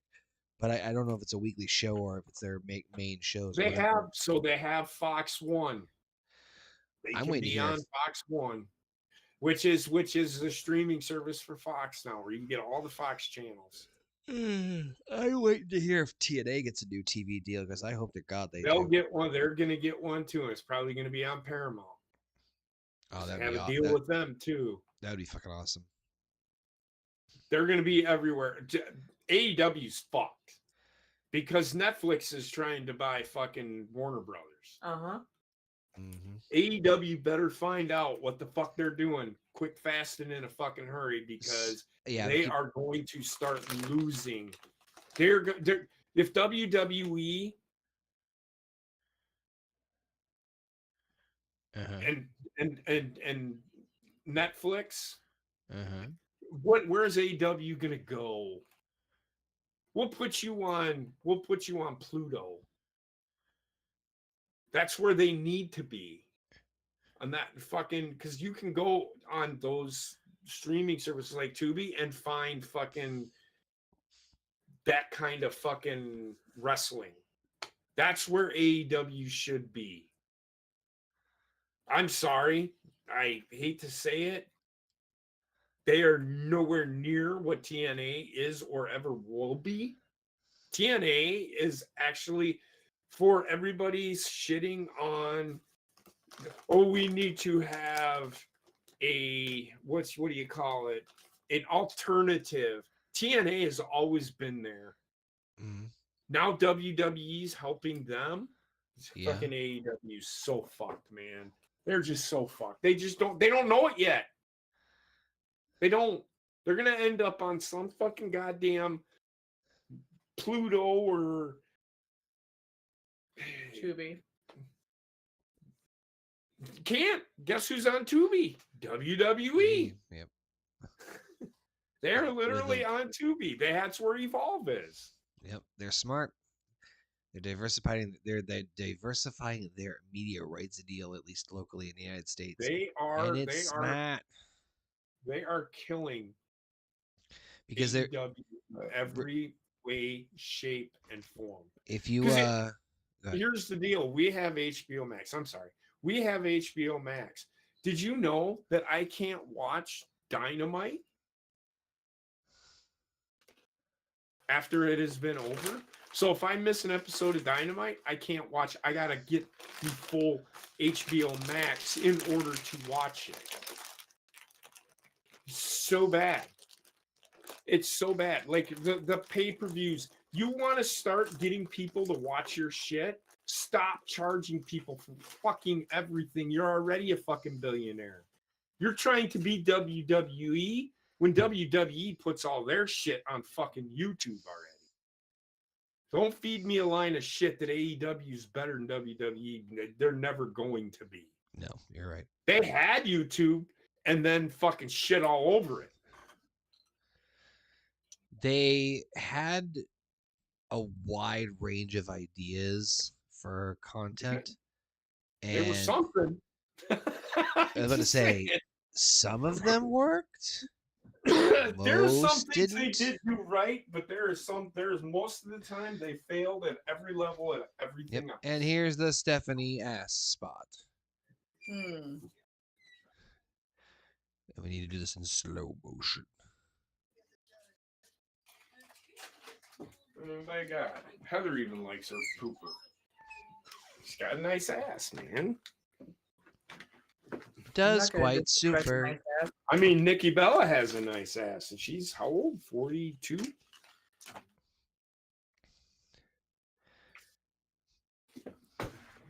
Bet it would feel super if I slapped you in the pooper. If you could only take the pain. Whoop. Oof. Okay, a little quick on that back body drop there. Oh, again. Come on, camera. Yep. Stu, damn it, Stu, get up in there. I don't think that's Stu, is it? No, probably not, but I'm just Oh, I forgot. You get more of those. Stephanie Baguer. Gives me my vitamin C. Ba-ching. Oh, shit. Uh-huh. And that'll do it. Stephanie Baguer retains the women's world title. And see, rightfully so. It's purpose. Everybody in a meltdown because, and I get it. I know you don't fucking like Nikki Bella. No, I was sweating. But when she gets a match, it's not like they're just that was fine. That was fine. Well, I tried explaining this to Heather, and she hates Nikki Bella that fucking much. I mean, and I understand it. She's a mean girl. I'm the same. I'm a wow. That's a bit of a gross oversimplification, at least for me anyway. But yeah, we'll go with that. I think Nikki did well. She wants the business to grow. Yes, and that's all well and good. And also that divorce is expensive. She does not need to be in any matches. She can do promotions for them. I don't mind her wrestling though. She got to remember she's got a kid. I just want to hear me out. Let's say you were a wrestler at one point, and Wendy is like, "Mom, I seen that you wrestled. I would like you to wrestle one time." I think that's why she's doing what she's doing, because she wants her daughter. I think that she has a daughter, right? Yeah, and okay. Either way. And divorce is expensive, so but that's and she's like, well, I'm doing like Goldberg did for his son, and I get it. I knew she wasn't winning this match. I wasn't too concerned. WWE is under scrutiny for their creative lately, for the most part, and I think generally speaking, myself included, we're just sweating a little bit to the idea of, they are just crazy enough that they would pull a shock upset. They put a title on Cena 3 weeks to 4 weeks before he's due to retire. But I knew that was coming. I could see that coming. I could see that coming. Just saying, is WWE has been known to change things up. I know, but they didn't. They played it safe. Yep. Nope. They did the right thing. Yeah. They did the right thing. And I don't think I'm just explaining. Going to see. You might see Nikki Bella get a faction together and her becoming, but I don't see her winning the title. No, I don't either. They're going to do this to get Stephanie Baguer to that next level, to where she has to get people to help her. Yes. And I'm okay with that. That could be Julia. That could be what's her fucking names? Well, James. They can use Nikki with Julia now. They can stretch out her and Nikki's thing for a little while. They can stretch it out. Royal Rumble, give her final rematch. Yes, she might actually, but she ends up not winning it because of this. I'm here for it. Yeah. That like I said, WWE has been known to do some like creative shakeups, or to do some, to pull up some stops or some shocks, for better or for worse, when they get coming under that scrutiny.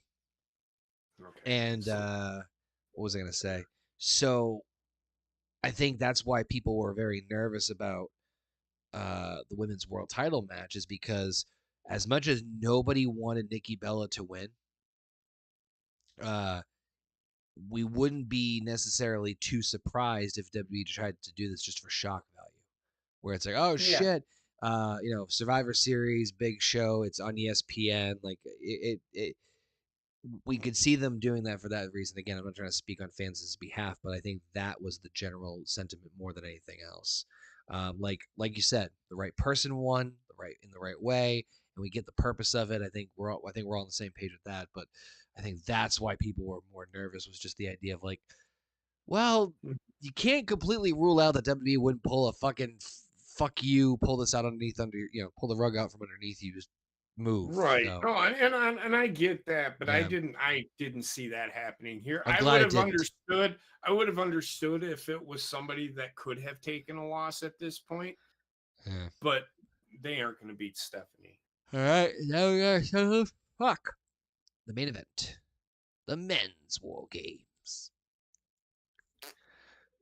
Yeah. What up, PLA?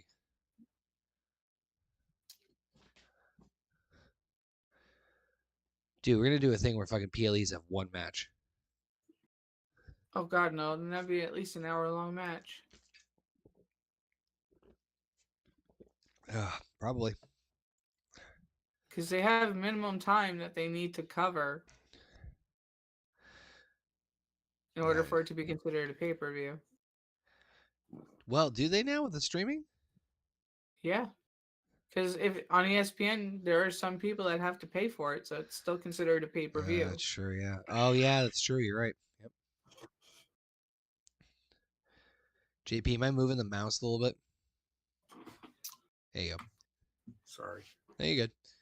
Mhm.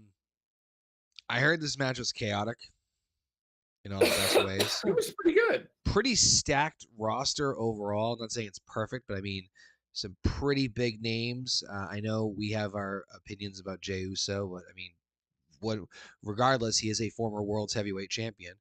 So you've got Jimmy and Jay, the Usos reuniting with Roman, Punk, and Cody, with Punk being the world champion and Cody being the WWE champion. And you have, not gonna lie, the heels look fucking amazing. Uh-huh. You have Brock Lesnar, Braun Breaker, Bronson Reed, Logan Paul, and Drew McIntyre. I'm Yeah. rooting for the heels, to be honest with you. I'm with you. Heels all the way, baby. Sorry, it just looks like a more fucking intimidating team. At But the I've very heard least, this can yeah. be fun.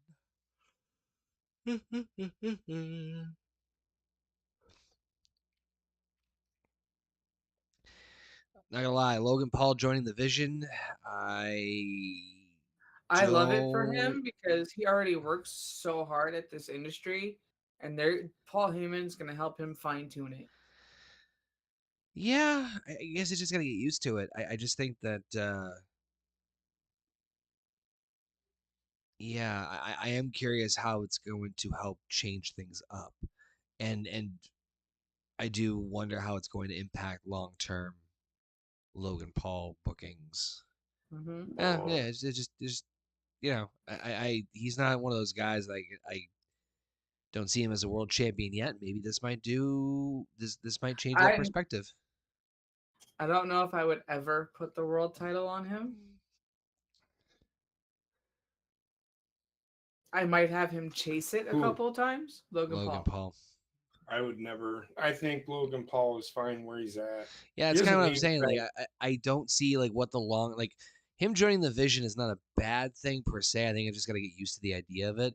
But I don't I'm curious to see what the long term plan for Logan Paul is, like just in a creative perspective, because he's such a unique character in the sense of like he's almost a permanent celebrity. So it's like, all right, well, we've never really had like a quote unquote permanent celebrity where we have to like figure out like how we're going to interject him, because he's kind of starting to go through a majority of the roster, and not just the undercard. We're talking the big players.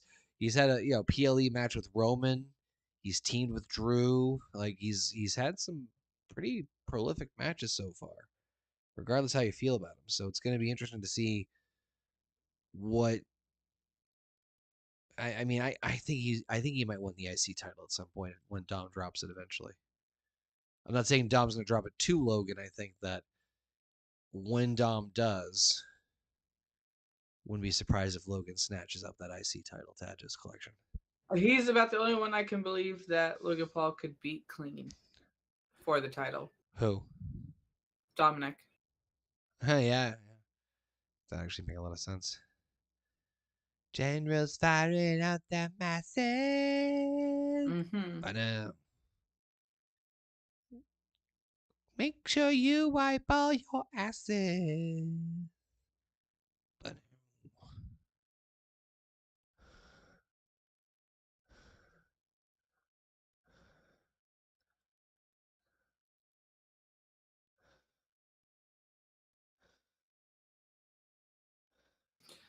So it doesn't say anything about them being disqualified if somebody leaves the cage. It just says the only way to win the match is by pinfall or submission. Oh wait, once War Games begins, if a competitor leaves the cage, their team forfeits. okay. So you have once everybody is in the ring, if somebody exits said ring, they are done. And it makes sense because there's referees at the doors Yes. to prevent people from leaving. So yeah, because that was my next logical question. That we were like, okay, well, if they get in the ring and then just go right back out and grab a bunch of shit, which some have, but most of them grab the weapons before Yes. they come in. All right, we're kicking things off. Men's War Games match, baby. CM Spunk is the first for the baby faces, the world's heavyweight champions. Yeah, it means heels have the advantage. No, wait. No, baby faces have the advantage because third person out would be a baby face.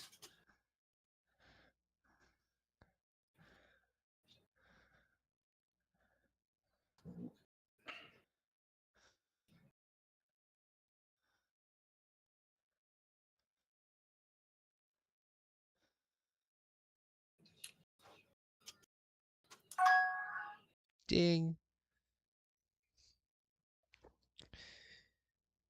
Yeah, this is probably one of the more packed Survivor Series elimination-esque, War Games-esque style matches in recent memory. I think the one for me that I always have fond memories of is the one from it was 03. 03, where they had like Brock Lesnar's team, which weighed like over 1,000 pounds. Uh-huh. It was Brock Lesnar, The Big Show, A-Train, Prince Albert, Nathan Jones, and Matt Morgan. All in one team. And I'm like, fucking no. Yeah. This isn't Punk's first War Games, right? No, it's his second. First one, he was part of the Bloodline and Sammy. That was that, yep.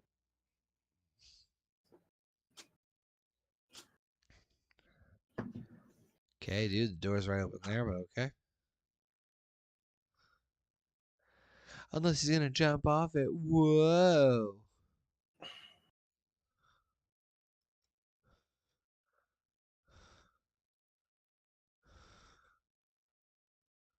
Well, if you remember from the women's, his wife also climbed to the top of the cage to get in it. Oh. Because Becky was holding the door closed. Oh, right.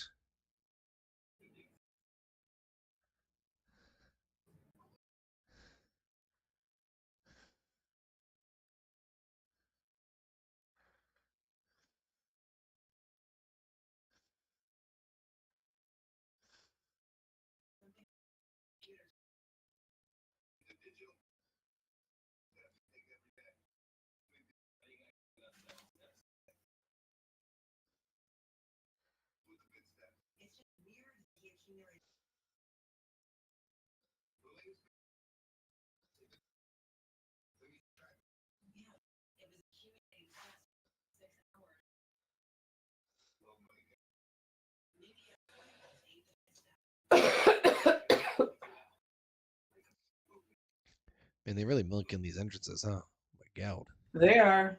It's because they got to eat up time. Yep. Surprised Punk didn't have a microphone to sit Indian style in the middle of the ring again. Right? That's the only thing that people give a shit about. Whether or not CM Punk's going to say. I don't think people go to this fucking to see CM Punk wrestle. No, they just want to hear him talk. They want to hear him fucking talk. They don't care what the fuck he does in the ring. They just want to see him, like you said, sit on the fucking stage in Indian style and cut a fucking promo on Triple H. That's all they care about. I'm sorry. That's why I don't care for the guy. It isn't, you can have the biggest mouth. This is why John Cena was so good. He could do both. I mean, John Cena wasn't a class A wrestler, but he's way better than fucking, in my opinion, better than CM Punk. Yep. I like this shot of them coming up the tunnel. This guy is the future of this company. And if you can't fucking see it, you're a fucking idiot. And I'm not saying that anybody on here is. Just saying. It's a general statement. I don't know what else you want in a guy. He's 27, 28 years old. He's got more charisma than his fucking uncle does. He's got more charisma than his fucking dad does for sure. He speaks like Scott, but wrestles like Rick. Yes.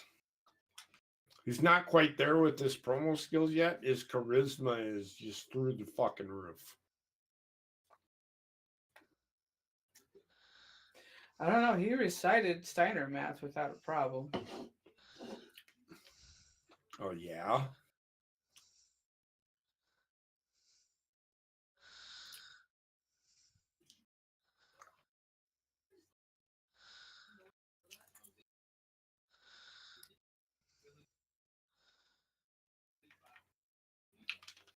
Oh, look at that. WWE is getting into the fucking spike fucking...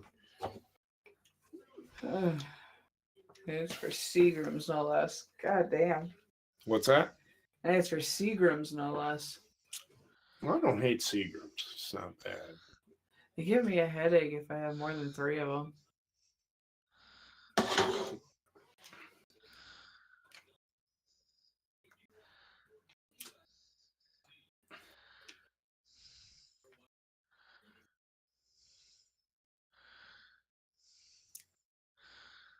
Are you still alive, Connor? Oh yeah, I'm still here. I don't understand what he's pointing his finger at. I just don't get it. The sellout crowd. This makes no I sense. don't understand why Braun is green. I don't either. He's hulking up, man. But yeah, I get between this and then the ending, I get why JP made the statement he did about Punk and Braun. The motherfucker's totally green. Look at this shit. Yeah, Come he on. is, like, physically. CM Punk is just... He's too old. He's too old. terrible. I think Punk's got like maybe a year in him left. Oh, I got 6 months on him. He and needs that's to it. fucking retire today. Yeah. The guy, the only thing he can do is talk. Yep. That's it. Don't disagree with you. Can't wrestle. He Money, sucks but at money, wrestling. money talks. Hey, speaking of money talks, Luis Monday in the chat. What up, Luis? Currently at the beginning stages of the main event, the watch along here, the men's I almost said Rumble, men's War Games. So far, only Punk and Braun Breaker are in the ring so far. So far. Bleh. I can't tell if it's the lighting or if it's the tanner he used that turned him green. Probably a little of everything. Be flat out honest.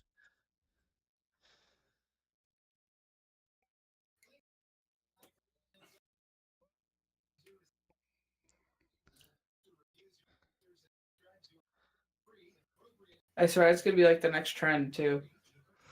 Since everybody calls Donald Trump the Cheeto Man, Yep. the self tanners are gonna start turning people green. Yeah, we're gonna call him spinach. Mhm. Spinach. It's okay, Luis. We've already watched the first 3 matches, so we already know what happens there. I've already seen Twi- it. Twitter, can Twitter, spoil. Twitter already spoiled the ending You for can me. We haven't spoil. talked about it yet. You can throw it in the chat at this point. I don't care. We haven't gotten to that part yet because we're still doing the watch long reaction. There's parts of it I want to see how they execute, but whoop. But yeah, you're good. You are We good, already good know sir. who won. Yeah. But this match isn't about who. Well, kind of is, but it's more how. not so much about. It's what happens during the match. That there's 2 things that they do. Do. Many things they do. Like I said, Luis, I've already seen it, so I know what happens. I'm just shitting on CM Punk right now because I can't fucking stand him. Mm-hmm. It's all right. I don't give a fuck if you do like CM Punk. I can't fucking stand him. Yeah, whatever. I think he's got like I don't know what his deal is.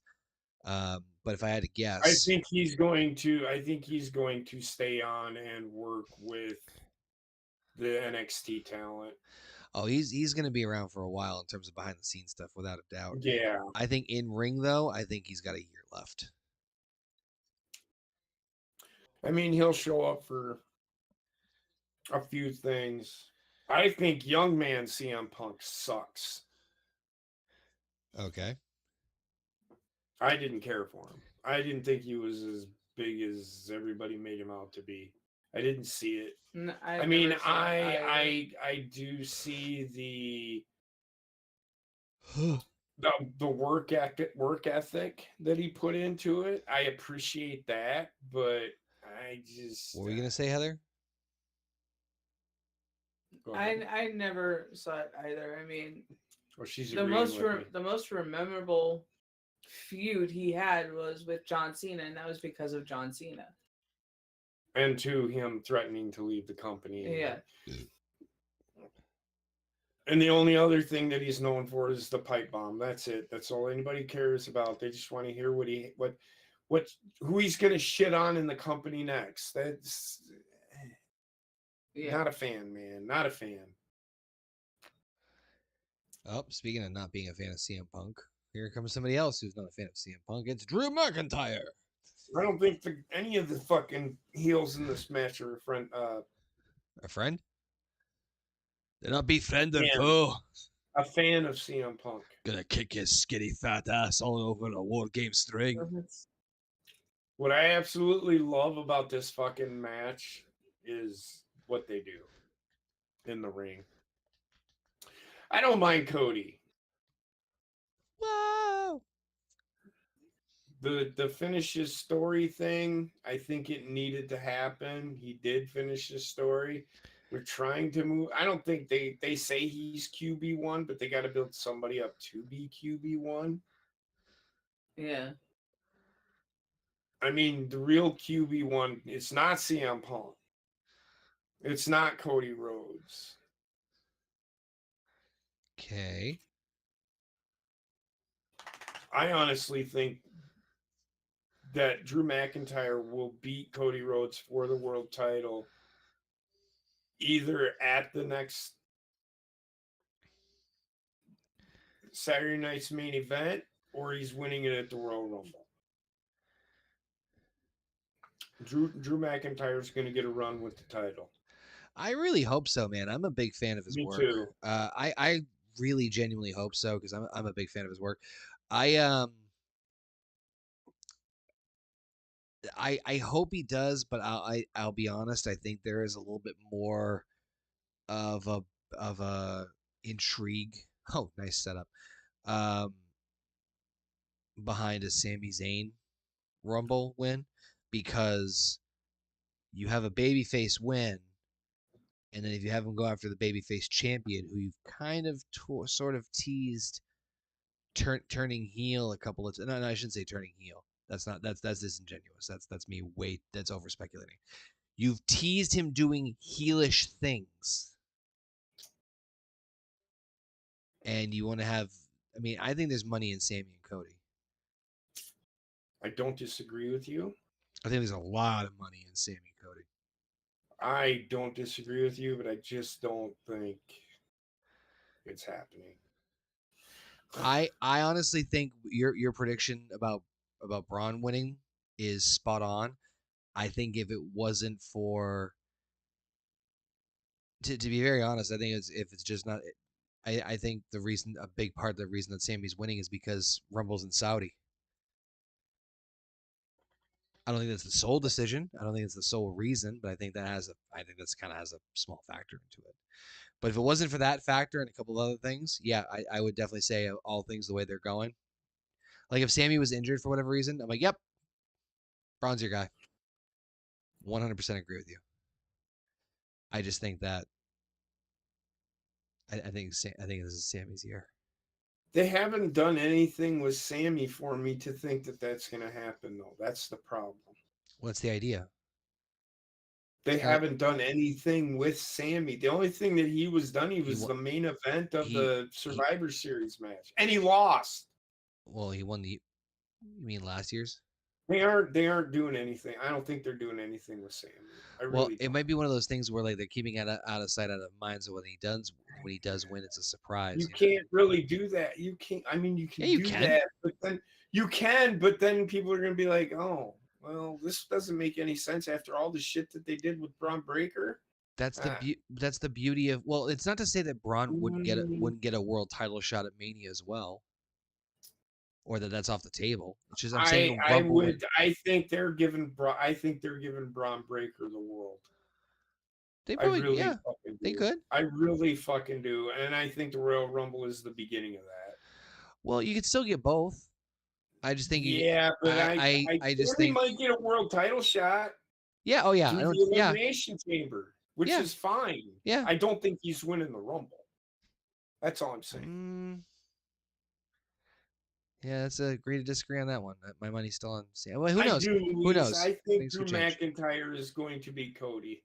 I hope so. I kind of hope so, to be honest, because I want Drew on top. Just the way they're building. Because how many times are they going to fuck Drew over when he finally fucking beats Cody Rhodes? I don't think it'll turn him babyface, but it could turn Cody heel. This week on I've Been Screwed. I've been screwed. It's a dumb conspiracy theory. Ooh, nice shot. I'm not saying again. Just because you win the Royal Rumble, doesn't mean that he's going to win the title. Dissension amongst I'm just saying he is going to win the Rumble. Okay, let me throw out this other fun little thing that's been floating around there. When's Jericho coming back? He's not. I don't know what you're talking about. Jericho's AEW contract is done skis. That's not what I read. Or if it's not done now, it's going to be done as of December.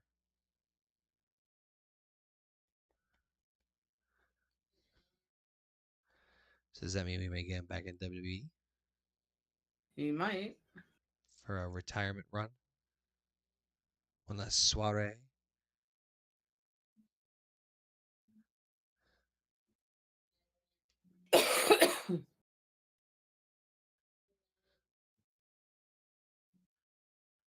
I mean, no. I don't think that's who it was. I'll tell you that much right now. Yeah, I'm reading something completely different. He is on until the end of 2025. I mean, you might see him at the Royal Rumble, but I don't see it.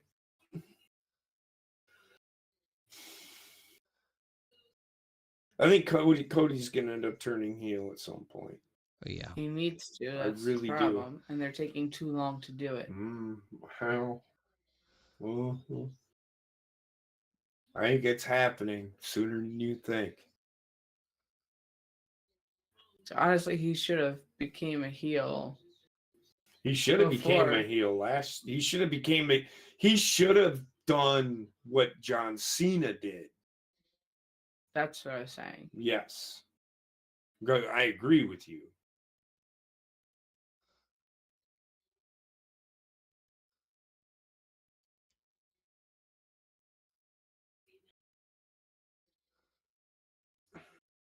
Oh, he's honoring Dusty. Okay. Yeah, that's all the both of them are doing.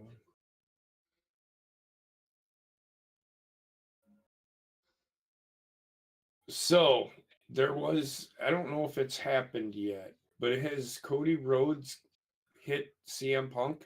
Mm-hmm. And made him bleed? Yeah. Yeah, it happened. Okay. Keep that in mind as you watch this. Because if you watch it, the animosity between Punk and Cody grows. Uh-huh. So far, I like the order that they're coming out in. It's pretty good.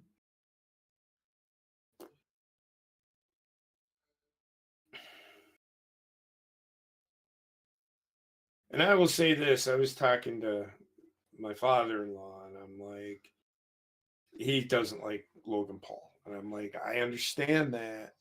A lot of people don't. He is a douchebag, but he does a really good fucking job of using it. I don't care if he's a douche. I don't follow him outside of WWE. Mm-hmm. I think what he does in the ring is great, and his character is him amped up to fucking 12. Yeah, he can be a douchebag, but he is really good at character. He's a good actor. I'll put it to you like that. And what I mean by that is he can portray a character. He did it. Wasn't he part of Disney? It's his brother. Wasn't him and his brother were both. I think it was just Jake.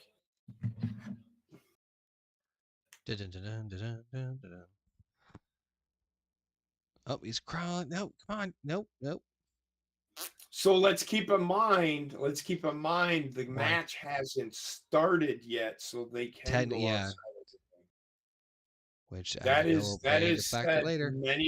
many fucking times throughout this show.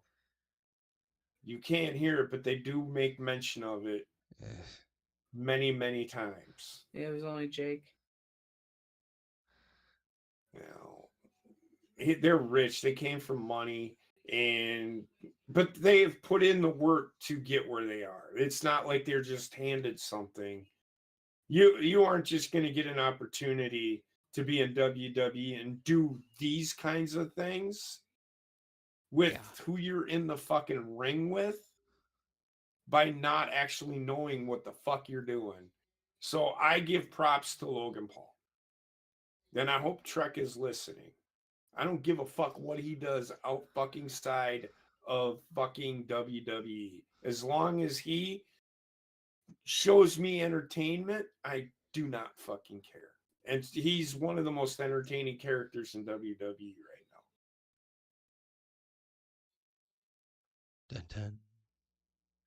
Drew McIntyre he's taking his shit to the next level.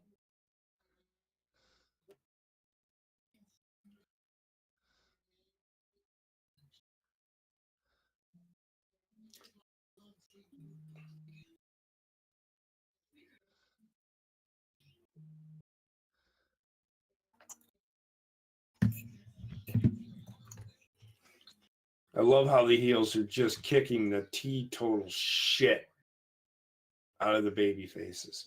This is old school fucking wrestling.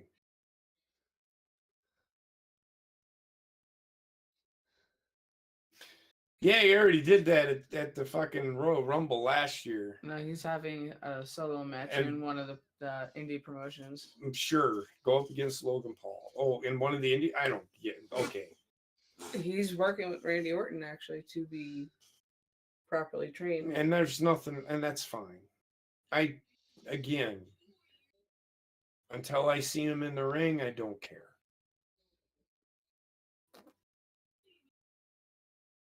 If he's just there now, like with Jelly Roll, everybody's like, "Oh my god, not this, not this," and he didn't do bad. He did what he could, but he's not a fucking wrestler. He's a fucking country music star, and he was in the ring with the right fucking people, Right. so it worked. And he didn't win, which you never see. You always see Vince having fucking celebrity beat the shit out of the fucking wrestler, which ruins that wrestler for a little bit. Like fucking Karrion Kross. Yeah. Vince would have destroyed that. That's why Karrion Kross sucked. They used him for fucking spots. Vince didn't get it. No. Triple H did, but by then it was too fucking late. Vince had fucking ruined him so much that there was nothing fucking there. Triple H isn't gonna fucking put the NXT title on somebody just to put the NXT title on somebody. Yep. There was a reason why he won the NXT champion, is to see what he looks like with the title around his waist. Did his championship run kind of sputter? Absolutely fucking did, because Vince wanted him up on the main fucking roster. Vince turned him into the fucking guy from fucking Road Warriors. Yep. It was terrible. And that killed him.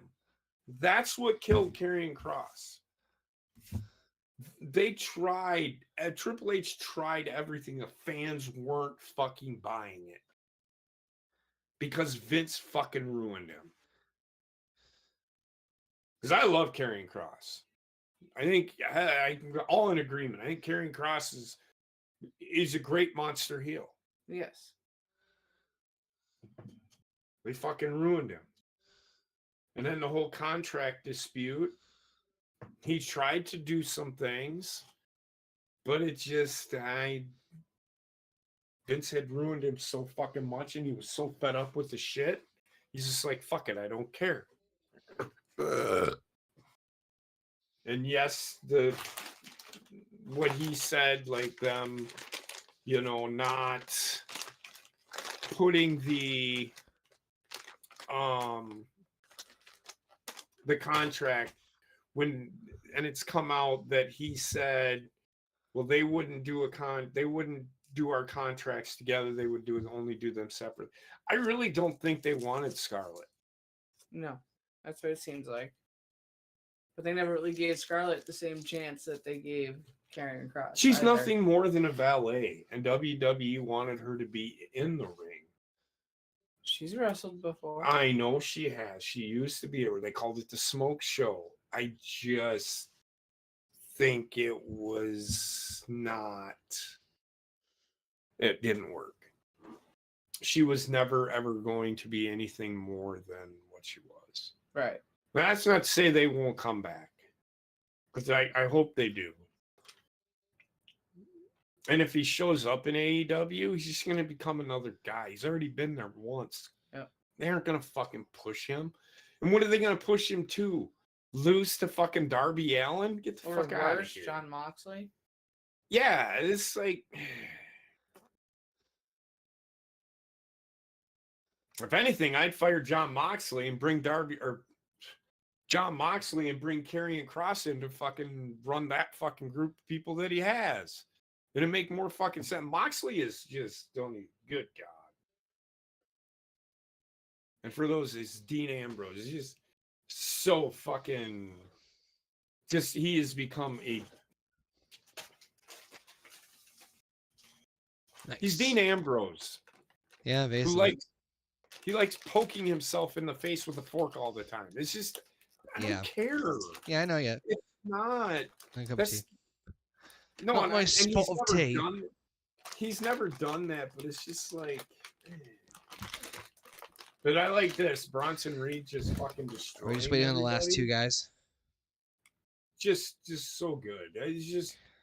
I do like Jimmy's outfit. It is paying homage to, it looks like, the Nasty Boys and fucking Public Enemy. Are we just waiting on Brock? Are we just waiting on Brock and Roman? Oh, yeah, because Cody's already in there. Cody got done beaten up. He bleeding. He bleeding.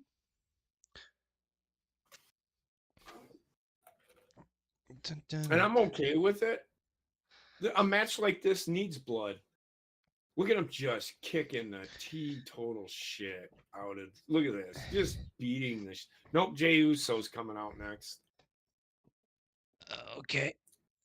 Is it Jay then Brock then Roman? I assume.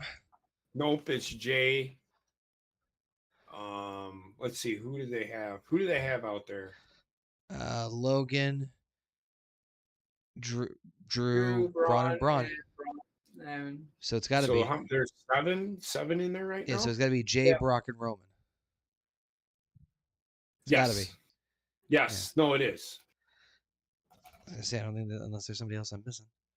Well, I just said nope. You're good. So there's four, because right out there for it's Jimmy. there's 4 heels, 3 faces right now. Yes. Oh wait, no.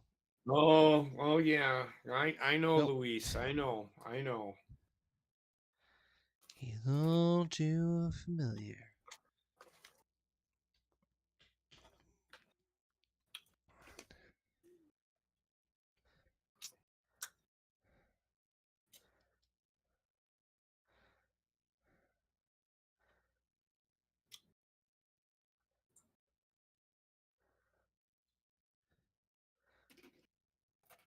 Damn. Nice move there by Braun. Okay. He has grown exponentially. No shit. He is His in-ring is so good. His mannerisms are really good. He has charisma through the roof, and he can be that fucking asshole. Here we go. We're gonna yeet all the way to the fucking ring.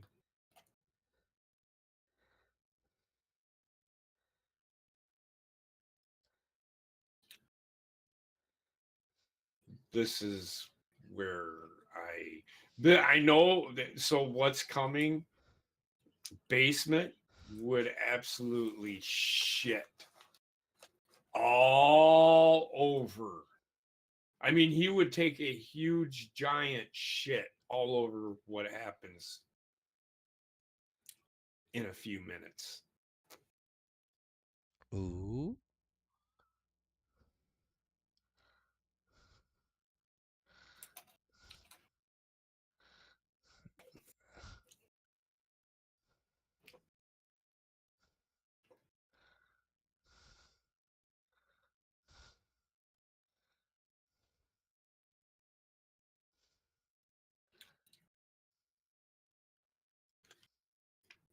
I'm kind of surprised Bronson agreed to this because last time he was in a match with the Usos. Well, that was on him. He broke his own foot because he tried to do a fucking tsunami from the fucking top of the cage, and he landed on his fucking foot and broke it. So it was on him. Can't blame the Usos for that.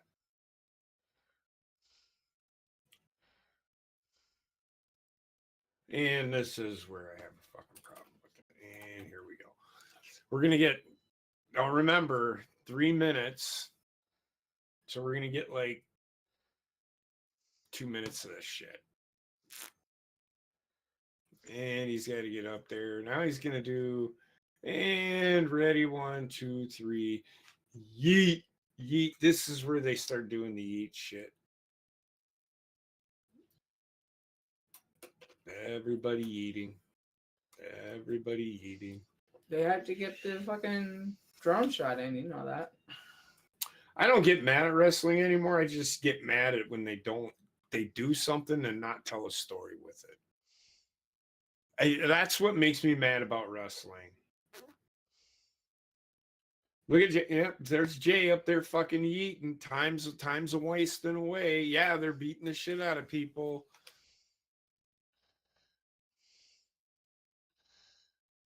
I could give a shit if and then Brock Lesnar shows up. They did more yeeting. Now everybody's like, God damn, we're in trouble now.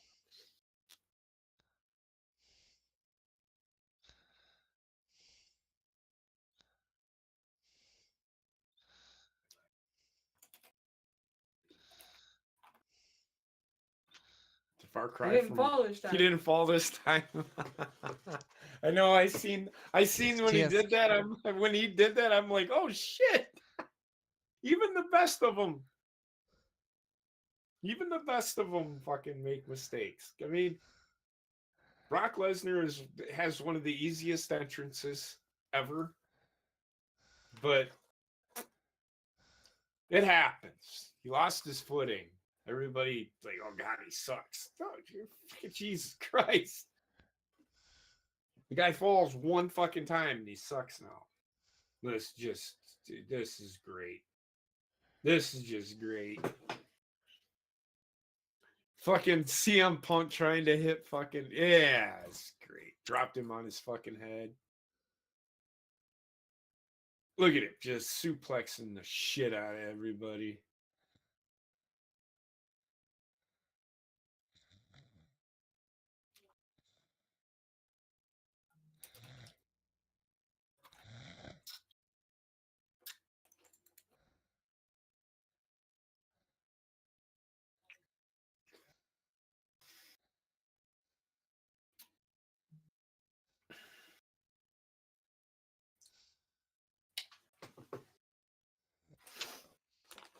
Oh. So good. I love Brock.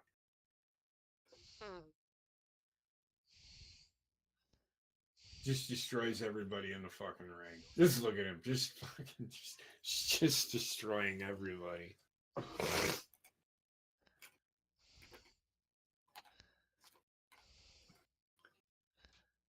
So, a question. Is this what you were expecting when Brock gets into the fucking ring?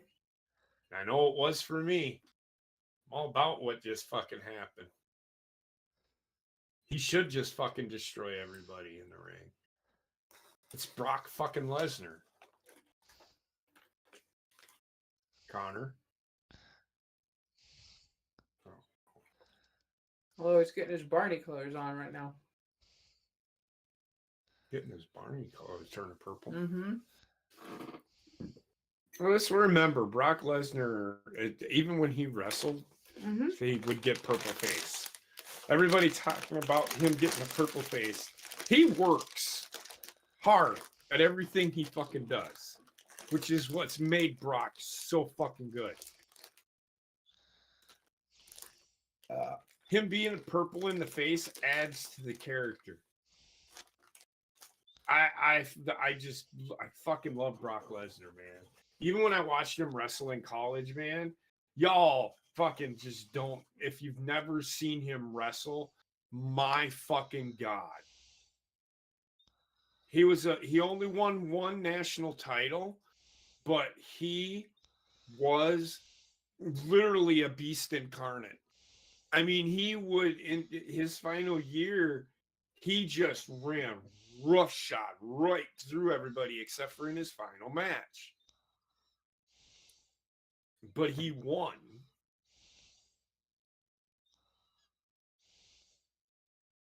This is great. Remember what I said.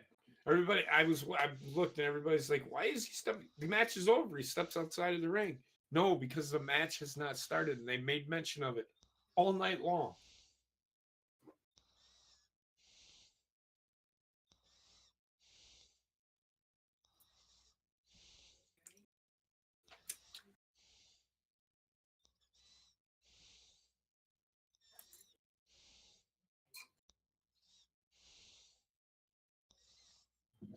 Just spit on Paul Heyman. Just fucking hock the loogie.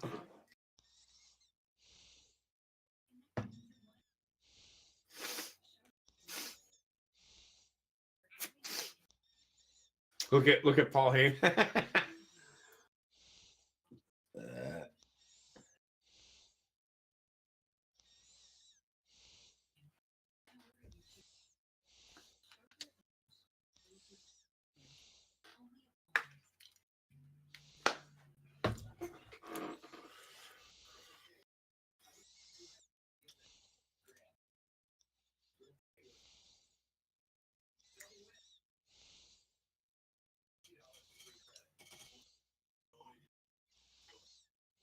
Yes. That's exactly what they were doing. It's the little things you've got to listen to. The match hasn't started yet. Everybody can say, "Oh, the match just already started when the two guys in the ring." War Games doesn't start until everybody's in the ring. Yep. Which includes an in-ring referee. Yep. Which includes Brock Lesnar. Roman Reigns hasn't gotten into the ring yet, so he can step out. It's continuity. There's no loophole. Love it.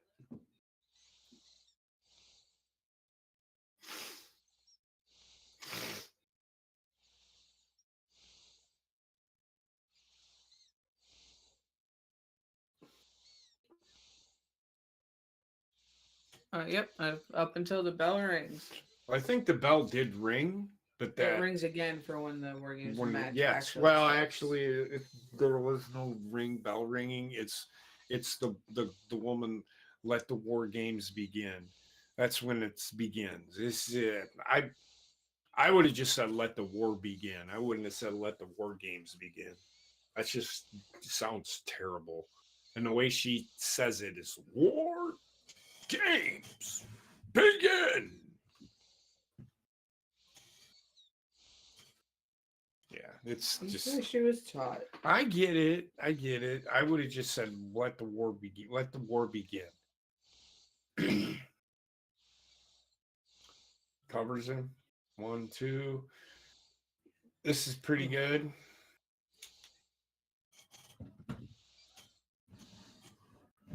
Brock selling some F5.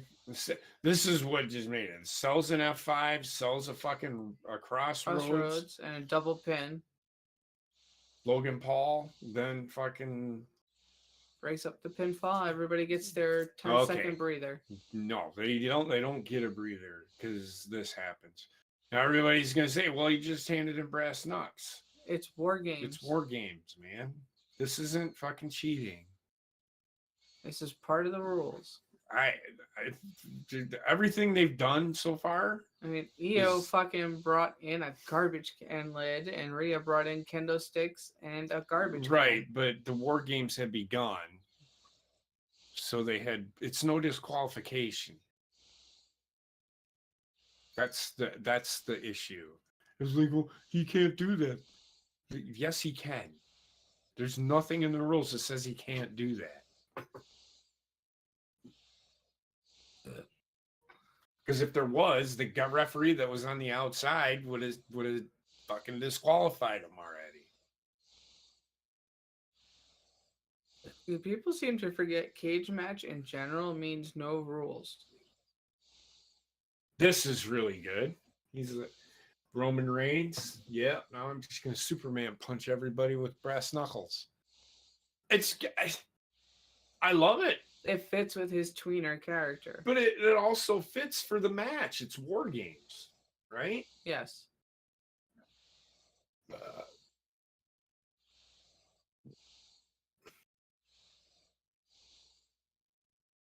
Charles Robinson looking at Roman Reigns like, don't hit me, don't hit me.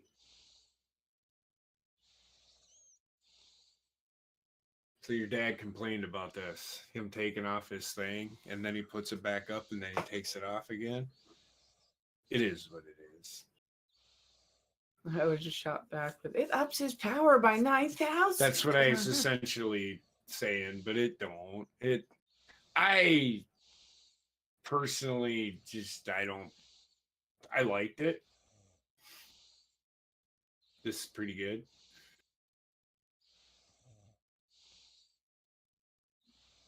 He almost fucking nut tapped him, huh?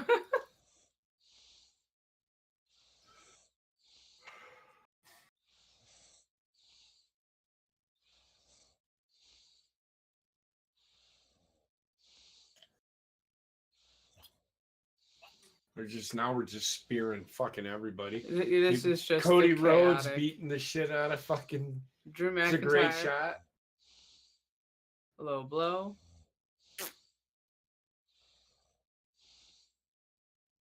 He is just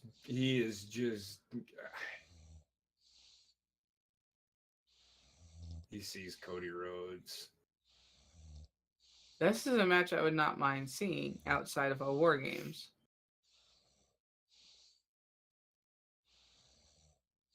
And that's why I think Braun is going to be getting the chance at a title very soon.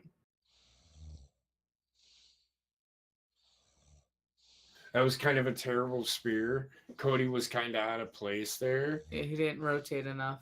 Well, he started his dive a little fucking early.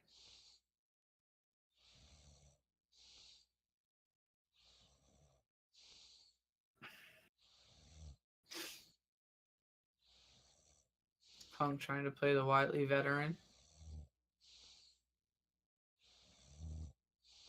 That's pretty good. God, he sold that beautifully.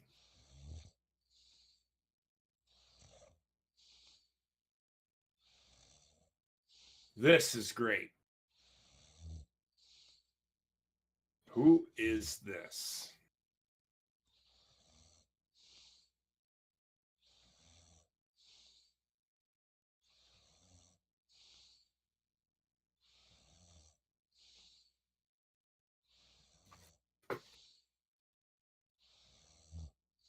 That's not Seth Rollins. He looks at Braun Breaker, then leaves.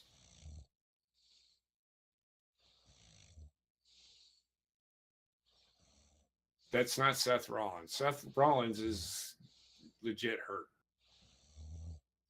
It's somebody. This is what your dad did. Yeah. And I get it.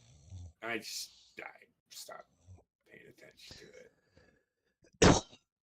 That was a good fucking spear, man.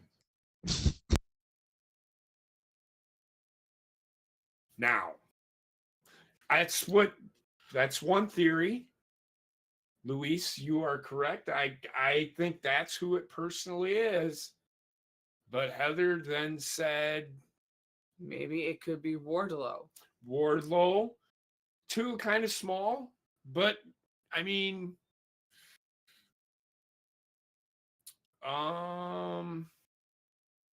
or LA Knight, or it could be somebody from TNA. Who? I don't know. I know it's not going to be Joe Hendry. No, Joe Hendry's in NXT. Yes. Right now. And he's going to be there for just a little bit. You might see him at Royal Rumble. I can guarantee you're going to see him at Royal Rumble. Absolutely. We will. Oh, yeah, for sure. I'm trying to think. Like, there's a scene. Boom.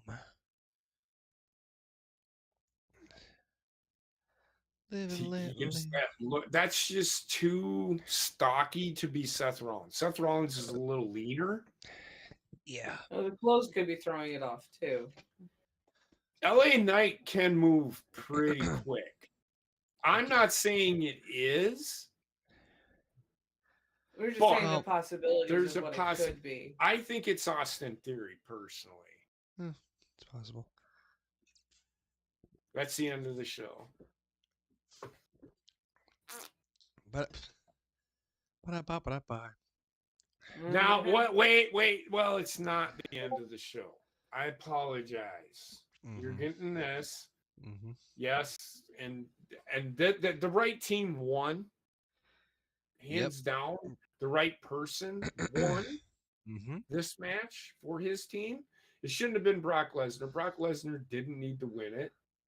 The heels thoroughly dominated this fucking match. Yeah. I mean, they got the tea. If I was scoring this match on points, the heels kicked the teetotal shit out of the baby faces. Even with Roman Reigns being on their team, they got their asses handed to them. And I'm here for it. Yeah, I'm up for the change up. I've heard Dean Ambrose being that guy. Again, could it be Chris Jericho? I don't think Dean's on the list. I don't think it is, but it could be. This be true. It's great speculation, and it makes me want to tune into fucking Raw on Monday. Yeah. These are the kinds of things that I like in wrestling. It leaves you hanging and wanting to know. So tune in to fucking Raw on Monday and you'll find out who it was. Or wait until tomorrow on YouTube when everybody is gone to fucking bed to see it. Whatever you do. But this is how WWE should get their viewership. This is pretty cool. Show of respect. Mm-hmm. Starting to find them cracks in the babyface division. Heather, JP, and Trek, what would you guys rate Survivor It's not Series? over. I want to get your thoughts on this. A little bit of a fast little reaction. No, I'm not fast forwarding anything. No. How Cody reacted.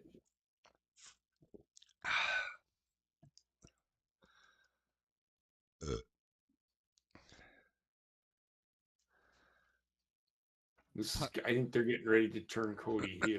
Yeah. The elbow. What was the elbow to my face? Yeah, that's exactly what they're doing, JP.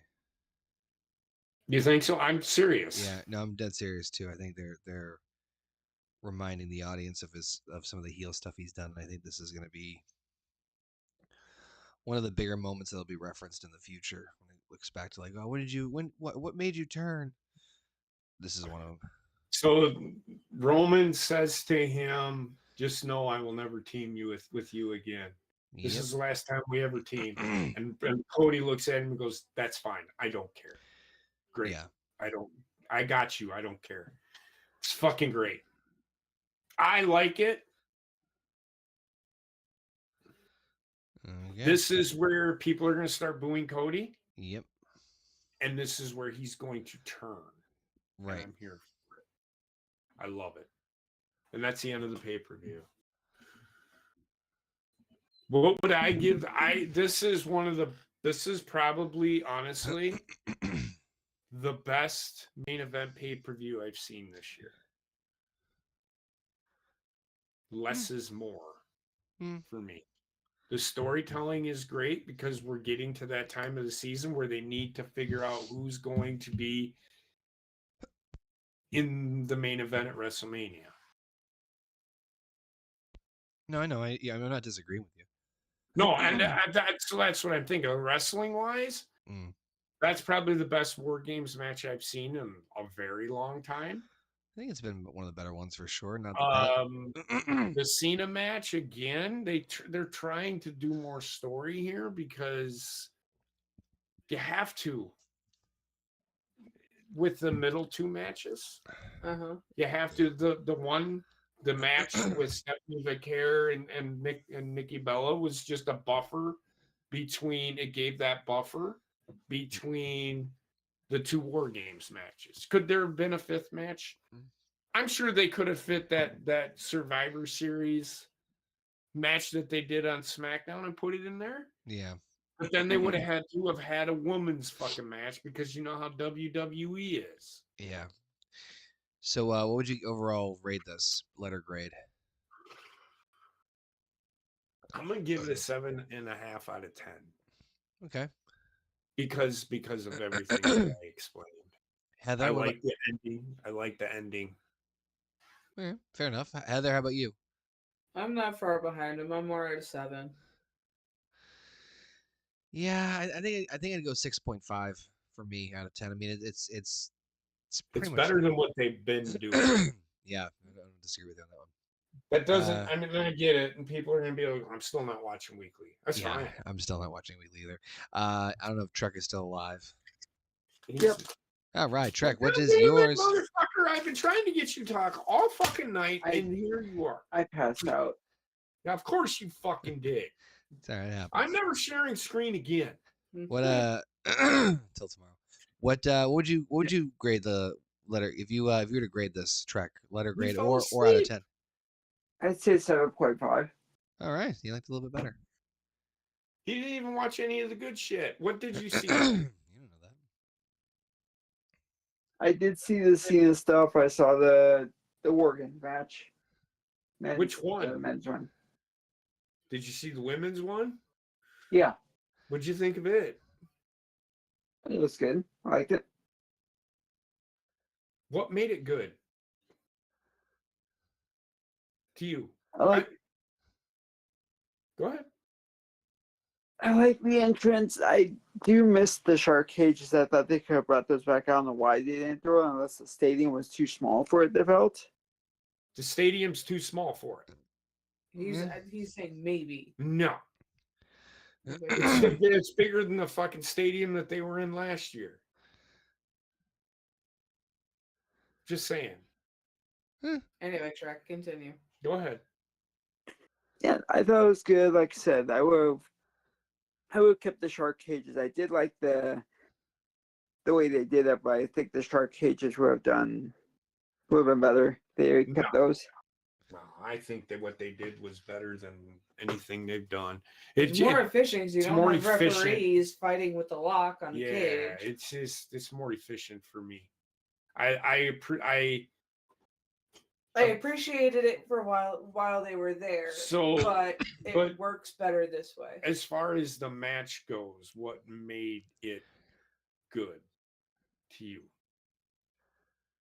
I thought the teams all worked well together. I thought, other than Nia Jax's outfit, which is wonky, I don't know what that was about. Like, Still don't. Nia's outfit. Beyond Nia's, I don't care about Nia's outfit. I don't care. I personally didn't care. I get why everybody else did. I thought the teams worked well together. The first match to me was decent. They got one storyline that they can run with, and that when she got spit in the face, Lash Legend got spit in the face with the fucking mist, that helped. That advanced one storyline. Then you've got the Becky and fucking AJ thing, which I don't care about, but you got the Charlotte and Rhea Ripley thing kind of in there. That doesn't mean that they're gonna have a fucking match at WrestleMania. The John Cena match served its purpose. They did things. The only thing I'll critique on that is I would have had Raquel Rodriguez or Liv Morgan come out when they got kicked out. The women's world title, it is what it was. And the men's match, there's like 4 things that they did tonight that tells me Drew McIntyre and Cody Rhodes is still going to be a thing, and I think he's winning the title at Royal Rumble, or maybe even at the December 13th main event. They're going to make that main event big because it's Cena's last match. They're making a pretty big deal of it. Cool. That's going to be like a PLE style of fucking wrestling. Yeah. And then you have the Cody Rhodes being, I think they're getting ready to turn him heel. You have the guy that came in wearing the all black and hooded up. Who is he? What are they doing? It makes me want to fucking see what happens. That was as close to a good pay-per-view as you're gonna get with WWE. There. All right. I think that's going to do it for the watch along then. I want to thank everybody for tuning in. I think we all got to bounce because it's uber late. Thank you all for tuning in. Appreciate it. Tomorrow, not sure what we're doing, but I know we'll do probably something. So hit that bell. I will bowling, but I'll be up for something. Yep. Right, I have to work on Monday, but boo. Yeah. We'll figure things out. So anyway, stay tuned. Tune in. You guys know the deal. We'll see you guys. Catch you on the flip side. Until then, peace.